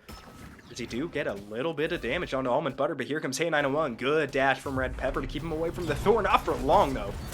They cannot keep Kurnos off Flippin' Ninjas. Ninjas will do it himself with the hammer. And now Hay is the one caught out and taking a lot of poke from Voltcha. Earthshaker over the wall finds nobody home, but barely. Meatball finds somebody, though. HackAustin gets a kill onto Red Pepper. Now Voltcha's caught out. ZTan with a rotation gets a kill on Hey901. Zoinked has a kill on DeputyLucky on the right-hand side. Almondbutter and Voltcha walk away at 100 HP each, fighting across the map, and ZTan's not done yet. Spear 9 wins over the wall. No good. Maybe could have looked for the tornado, but regardless, it's an escape for Almondbutter. My guess would be that Tornado was on cooldown. I think ZTan probably would use that first, but regardless, abilities don't land, so the Maui able to keep their life for now. Oh, and Thor in the air. It's an interesting engagement. Off the mark, bead still used from Zoinked. Sash in response. Now we got a 1v1 that Ninjas wants no part of at the moment. And a Mjolnir out of there. And I think we talked about it early game. I mean, flipping hits the combos, but I think, like we said, it's choosing when to dive in. Diving onto an Aja that's 2 levels ahead that has beads, I mean, it doesn't get punished for it, luckily, but still not much kill pressure there. Not much in this lane either. Both solo laners plenty tanky to withstand all that poke. Oh. They're really just kind of having one of those days over there. Probably a lot left over from game 1 as well, where there was a solo kill back and forth, and now it's just turning into an all-out brawl with them being as tanky as they can be. A lot of good 1v1s this game. Hey 901 wants it with Voltcha, but Voltcha will wisely use Darkness to get away. And Zoink's still looking for the gank, but you're going to turn towards mid, and we'll have a nice flank on Flippin' Ninjas and ZTan, but went the wrong way around to find it. What? That's not the best way to have gone. Ring bounce going to hit 2, and now Zoink's going to get deleted by Flippin' Ninjas. If Zoinked had stayed on that flank, it could have been a really good opening for Wild Inferno, but now they find themselves a member down in this 3v4. And I'm not gonna lie, I don't really know what Wild Inferno was doing with that pathing. They almost look like they wanted to try to start the Fury or something. In a 4v4 though, at this map state, definitely wouldn't recommend it. Oh, if 901 sees flipping here, he's dead. Yup. Found him, Bramble, basic, gone. Hey 901's got kill number 3, and those rage stacks are creeping up. Spear 9 wins for secure. Flourish gets the Primal Fury. Wild Inferno wants blood in response, but they just can't quite catch up in time, and they're not going to go for the full chase anyway. That is not what you want if you are Flourish. Things are just, for both sides, it feels like a lot of small things are crumbling. And it's not a really similar feeling to Game 2 that way. I mean, I think we talked a lot about not really grouping as a team, having those scrappier fights. I think the teams are playing much more connected this game, save from a couple ganks that didn't really happen from both Zoinked and Flippin' on various sides of the map. Now the Pyromancer is going to follow ZT, and I don't think steals this one. Indeed he doesn't. But having that Kukulkan, they didn't... Okay, they did pick up the Pyro Bomb. I thought I saw it on the floor there. I was going to really question that. Yeah, glad that went that way for our own sanity. 3-5 at 18 minutes. Very different feel from the last game, as we've said a few times. There was so much fighting. What do you think leads to that when we get later in sets? You would almost think there'd be more fighting the later you go in a set because you're getting more used to what players are doing, so you're wanting to take those engagements more. But what do you think leads to these kind of calm games? You know, it's kind of hard to say without really having a listen on the players' comms, know what's going through their heads. But I think Game 2 looked pretty similar for both teams in the fact that either really could have won that one. There were a lot of small mistakes on both sides, and I'm hoping by seeing this slower pace game that both teams kind of notice what they did wrong, because admittedly, it wasn't big stuff, it's all fixable stuff. And now Flourish especially playing more passive. I mean, ZTan on this Kukulkan already has proven to be a menace around the objectives. As DeputyLucky might be trapped in no man's land. Ganesh coming in, might not do enough to get the Kukulkan out of there. Kukulkan. Windfire Wheels brings Kukulkan up into the sky on the landing. There's a lot going on, but the big thing is DeputyLucky still alive. We're Ember walking over the red pepper and finding the kill is Hey 901 onto the elephant. And Wild Inferno's got themselves an advantage. Now they're hunting down Flippin' Ninjas. Wall comes out and they're chasing hard. Everybody's beelining it for the Thor, trying to use that hammer to get away, but runs into Hey 901. It's double kill for the Kernanos. For Wild Inferno, set up pretty to pull fire here. Shivalanke's hanging out. Z-Tan's going to rotate over. No big abilities set up for the steal. It's going to be a close call. Fire Giant's already down half health. DeputyLucky's in there deep, and that's enough for Wild Inferno to back away. Voltcha's looking for the kill on the Frostech. and doing damage. That's going to be a shell out from Frostech to try to survive the onslaught. But the big news here is that DeputyLucky single-handedly stopped the Fire Giant. Did indeed, and I like Wild Inferno's call to kind of drop that, because they might have been able to get it. There wasn't any Spirit in the 9 wins, no real danger of a big steal from ZTan or anybody on the team for that matter. But I think it's something I always discuss when Fire Giants happen. If you're not going to be able to get a play off it, there's no point. I think they might have, well, not really trying to bait. They were on that thing a long time, but even if they do get that Fire Giant, they're a little bit ahead, both in gold and on the map. There's no major benefits to really getting it this early if you don't have a solid lead and you know you're going to be able to push down towers kind of unaffected. And I'd like it a lot more if Wild Inferno do what they're doing right now, grouping up around this left side, trying to fight or trying to force another Gold Fury fight. I think is a much better call. Yeah, it'd be a lot cooler if they did. The question is, will they do it? We have another grouping on the duo side. Wild Inferno being very aggressive with this one. Flippin' Ninjas finds nobody with the wall. Voltcha runs into Hay 901. Rising Jaguar to get out of there. Dark Pillar's doing a lot of damage. Landfall brings him back into Hay. Aegis used. Not going to be enough. Gonna die. Oh, maybe not! Flippin' Ninjas lands on top of Hay 901 and gets the kill. And that's enough for Voltcha to get out of there. What a response. Now ZTan chasing down almondbutter with the help of Flippin' Ninjas and finds it. Flourish completely turned that fight on its head. Turn it right on its head, and now HackAustin gonna be looking for the Gold Fury steal. No, a little bit too late. Still don't hate it from the Vulcan. Should be able to get out of there safe. Yeah, I mean, there's not much danger if Flourish Chase is there, but not much upside either. Just a kill onto a Vulcan. But now, Flourish, they were down a few thousand gold. If they can get Pyromancer here, it's going to be a pretty nice swing, both in gold, up about 3,000 at the moment. And it should completely, I think, change the pressure on this map. It kind of seemed like Wild Inferno have been the one stepping up to everything. Yeah, Charge really tell that it's been a back and forth game. I'm surprised by how it felt so even at times earlier on, but clearly not. Gonna have to interrupt myself as we've got Flippin' Ninjas looking for Frostech. Lands down on the Surtur. Gonna be able to get out of there for now with the Magi's Blessing. Just kidding. Goodbye, Surtur. Ember Walk not needed when you've got a Voltcha. Good job by Flourish being able to burst down Frostech. I think channeled the Ember Walk a little bit late. If he did it right when Thor ulted, might have been able to get up into the skies, but still a pretty low chance facing down 5 members, especially with the burst. I mean, the X-Ball does already have crit, and now has an upgraded Executioner, so not going to be pathing for a Deathbringer this game, which don't know if I've seen a ton, but at the same time now, probably may not need it with X-Ball. A lot of extra power in those basics. Like you said, as one hits hard, it really helps with crit. DeputyLucky kind of just wandering right now in between tier 2 and the Fenix.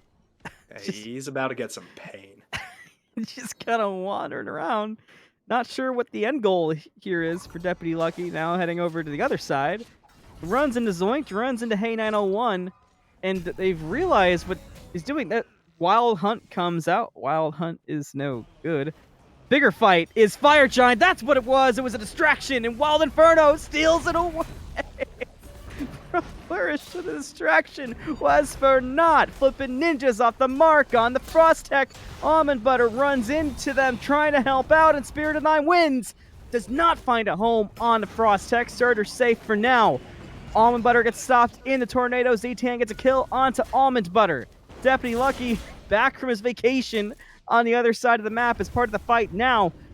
And they're going to look to re-engage on the Frostech, who walked through the tornado. Red Pepper's chasing him down, but has to turn because there's a ring bounce. Surprise, surprise. Off to the side, we got HackAustin and Hay 901. Meatball over the wall with some poke. And that's enough for Flourish to say, all right, and step back. That distraction worked so well, it got us. I was about to say, it's so funny Because I think in any game, I would kind of think like, okay, he's just walking around here. Something's up. Somebody go get some wards. But I was totally transfixed. I was like, huh, what's he doing I down didn't there even by get the to tower? see what stole Didn't the even fire notice. giant. Because that's what's so funny. The fire giant got stolen. I believe it was Frostech. I think HackAustin's ult landed too late. Admittedly, I didn't see if almondbutter stole it. I would assume not. So I'm gonna go ahead and believe that Frostech did it. Good job, Frostech. Yeah. I think I want the backstory of what really went on there, and that was wild. And that's how the set's been, right? Weird things like that. That's going to be the difference maker in the end. Red Pepper might be caught out here, but plenty tanky. And Pops the Magi is on the way out, so small victory there. Almond Butter caught out with Flippin' Ninjas, and that was a support for a support. Earthshaker finds Flippin' Ninjas. Emberwalk as well lands in Wild Hunt. Voltcha did get a kill on the Almond Butter. Flippin' Ninjas escapes, but barely. Voltcha falls down to Hey 901. ZTan's taking big poke, and Red Pepper can't do a thing, but Tornado finds 2. Double kill for ZTan. Spirit of the 9 wins, and DeputyLucky takes the triple away, but not after fantastic play from the Kukulkan. Good play indeed. And now, I think while there is a moment of a break, I mean, Primal Fury should fall here to Flourish, no problem. A901 sold the starter again, and I know they went Silver Branch last game. It worked for the most part, but with the solo laner having a Spectral armor online, I think Ganesh is building into one as well. Yeah, going into Silver Branch again. I'd love to see a kin size. I think instead, you don't really need Xe. You hit hard enough on those squishy targets. But the fact that both have Spectral now, I think getting that extra health-based damage would be a lot more useful than a little bit of percent pen. Yeah, I think that's a good call by you. For sure. Really? Oh, I should have said anything. Now you're gonna, now it's gonna go to your head, and now it's a whole thing. I promise I will not let it go to my head. And probably a good thing that they're all picking up Spectral armor, because on the flip side, Neja has also pathed into crit. And I think it's always kind of a discussion if you build crit on Neja or if you just go for more of a traditional jungle build. And I do like going the crit. I think it does force Flourish's tank build to be a little bit limited. Because now, I mean, we didn't see the Contagion last game, certainly not going to see it this game with the need for that Spectral. So I think a pretty smart play by the Neja. I don't like how split they are right now, if I'm Flourish. I feel like, I mean, they're backing the setup for the Fire Giant, but I feel like Wild Inferno could have made a play there if they had the wardage to kind of figure out what was going on. They were very, very split. And we haven't talked about it much, save for the one ward we mentioned at the end of the game. They've been putting a lot out, but it really feels... I mean, when we look at the map, there is one ward on the left side. There's not a whole ton out here on the right. It feels like it's a very ward-light game, which I don't think is a massive problem because both teams are doing it. But, oh, okay, just highlighting everywhere where I'm incorrect. Thank you for that. Oh, these sets are making us lose our sanity. I'm completely convinced. And this has been a very back and forth game regardless. We're finding them everywhere. Oh, well, now I just look like a fraud. I mean, to be fair, last game we did talk about having 4 wards on the Pyro at some point. So they're keeping them where they are. But on the flip side, say if a team gets this Fire Giant and wants to go left, you have absolutely no information. There are no real deep wards from either team. It's all pretty central, but at least they are getting wards out, which is always a positive. So, you know, to all ends. But now I think, like you said, Flourish now are a bit spread out. They're going for Pyro. I don't think Wild Inferno have realized it. They get engaged onto this Kukulkan Thor pretty easily. Not going to catch it until Kukulkan's reunited with his team. Maybe a missed opportunity there from Wild Inferno, and nobody picked up the Runic Bomb. Nobody picked up the bomb, and Red Pyro Pepper was secured. Pepper walks away from it! What are you doing? You're placing Dark Pillars. That's what you're doing. Flippin' Ninjas chasing down Zoinked. Almond Butter also low. They've run in the Frostech. Flourish is very split around the XP camp. They've got to find a target. They forgot the bomb. They haven't picked the target. I'm thoroughly upset right now with Flourish, but regardless of my feelings, they're going to take out Frostech, looking for more, and DeputyLucky's in the middle of 4. Spirit of the 9 wins, deletes the Neja. Now they're looking for more. They're going to find Almond Butter. Double kill for Voltcha. That's an easy Fire Giant turn here for Flourish, and Wild Inferno can't compete. And by the way, there's plenty of wards. I am never gonna live that one down, but I think that time skipping the Runic Bomb maybe a little bit justified. It did have a player getting some heat on the back, but now that player's flipping ninjas. Hey 901 chasing, Hey 901 gets a kill.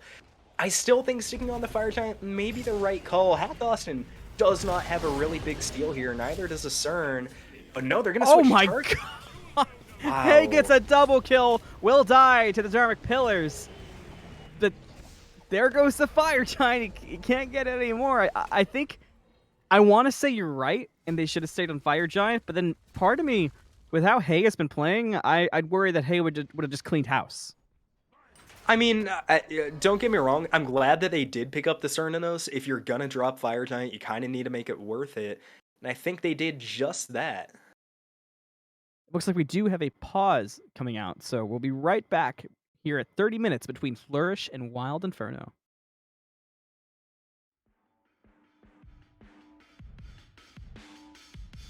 I could get drunk off the lights of a city. Late night phone calls just to say you miss me, but you don't.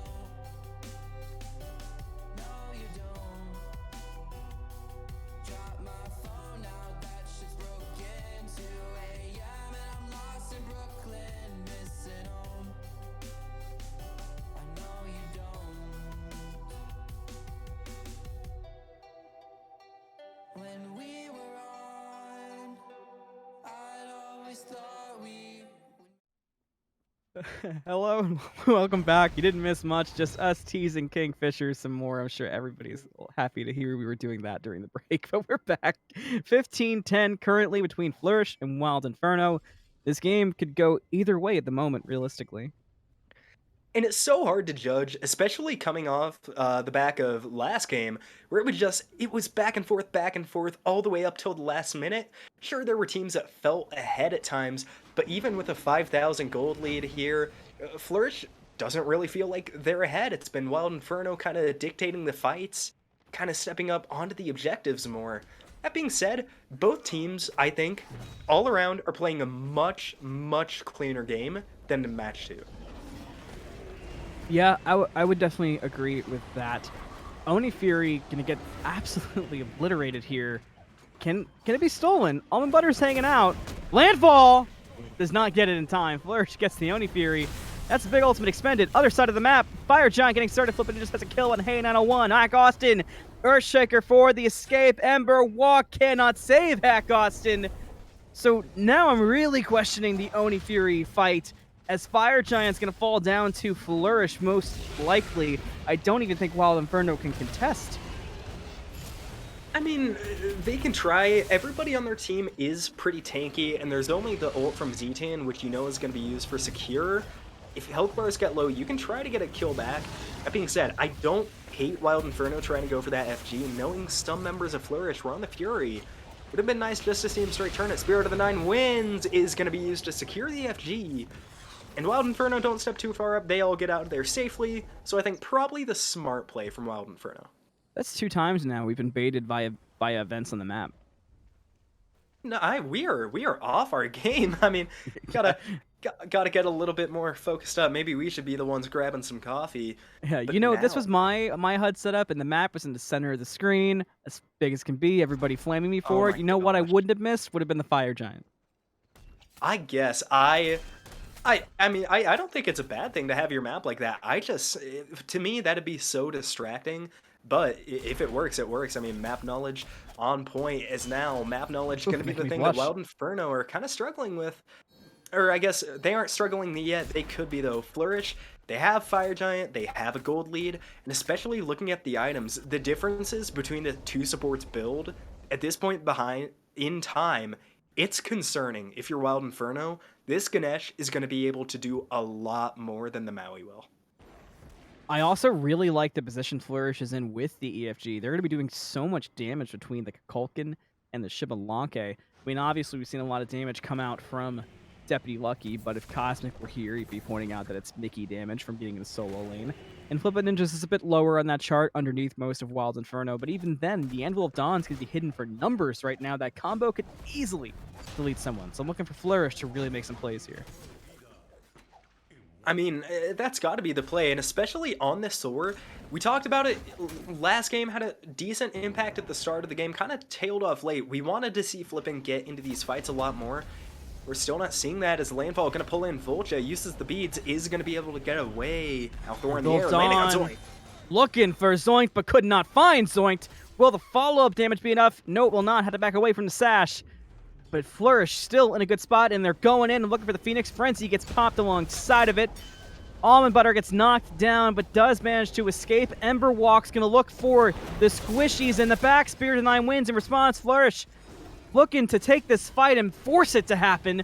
Frostech's falling down low. Hey just deleted Voltcha, but that's a big kill for ZTan. On to Hey 901. That's the big damage gone so far from Wild Inferno. And they're going to turn their attention to the middle Phoenix, and it's going to drop pretty quickly considering they no longer have their ADC. They're still looking for the fight. Zoinked blinks in, finds Flippin' Ninjas, gets cut off by Red Pepper. DeputyLucky and company are going to have to back up and look to re-engage probably at the tier 2 tower and buy some time for Voltcha to get back up. But they also could have taken the 3v4, so there's a lot of options on the table right now if you Flourish. I'm not gonna lie, I'd almost rather see them try to take that Titan fight. I mean, you said it perfectly. They took that Phoenix down really, really quickly. Now struggling to get a tier 2 because of some PO. Oh my gosh, it's Wow. Flippin' Ninjas. That's a massive play. Flippin' Ninjas may have just called game. Double kill on the land down. Almondbutter's just retreating. Flippin' Ninja still wants it. Triple kill for Flippin' Ninjas on the Thor, showing up when it matters most. 2 members have respawned for Wild Inferno, but they're going to have an uphill battle, to say the least. And Flourish is looking at the throne room. Voltcha's running it down mid lane, but they may not even need Voltcha depending on how fast they can handle Kernanos. Ember Walk comes out, so does Wild Hunt.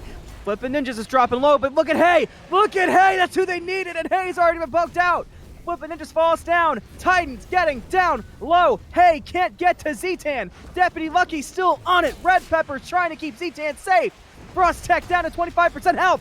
Titan's even lower. Dharmic Pillars comes out. And Voltcha's here for the final hit. And that's going to be the set for Team Flourish. We'll be right back on the desk.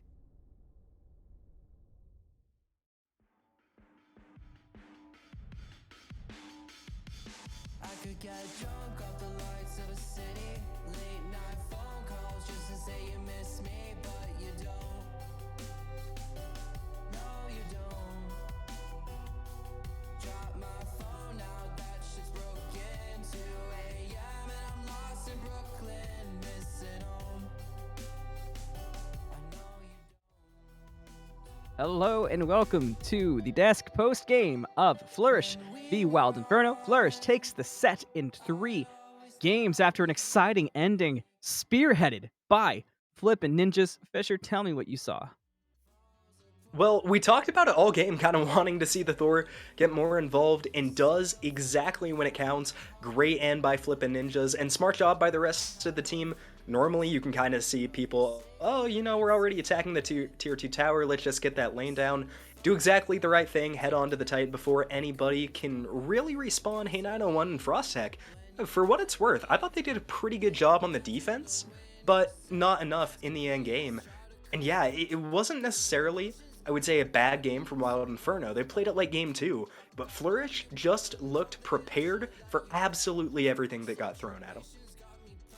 Yeah, I think we already touched on it, but Flippin' Ninjas really made a difference in that last play. But something I want to touch on, I love talking about the ADC matchups we have, and this one was crazy. This was 2 of the better ADCs in the Divine Division between Hey and Voltcha. And Hey really showed up on the Kernanos, which, as we know, is not Hey's go-to character. That's clearly been the Rama. But now, going forward, I think Wild Inferno has put themselves in a spot where you really... It's almost like the Lucent dilemma, right? Like, at this point, what do you ban from Hey 901? Do you ban the Rama? Do you ban the Kernanos? There's a lot of options and a lot to deal with. And aside from the fact that Hey 901 plays to 0 wards, Hey was almost able to keep Wild Inferno in the game. Absolutely was. And I mean, it's kind of hard to ban against a player like that, because like you said, if this wasn't their main god and they still went out and made it 9-6, and I believe it was around 15-6, 15-7, I think I'm spacing on the exact numbers, but if they can show up back-to-back games like that, I'm inclined to think it's more the player than the god. That being said, still wouldn't want to see him on the Cernunnos again. That's a really scary sight if you're playing Wild Inferno. This was a beautiful sight to see of a set talent across the board. Game number 2 sticks out as one of the most exciting we've seen so far this season at a crazy 49 minutes. But I think with that, we talked about plenty here in this Week 3 set between Wild Inferno and Flourish in the Divine Division. They both got a pretty crazy end to their season coming up, and I expect that these will be 2 playoff teams that are hungry and able to go all the way to the finals. I've been Anthony Malum. I was joined by Fenix and KingFsher, and iNooblet was our observer and even hopped on the mic for a bit, and we will see you next time on the Smite Draft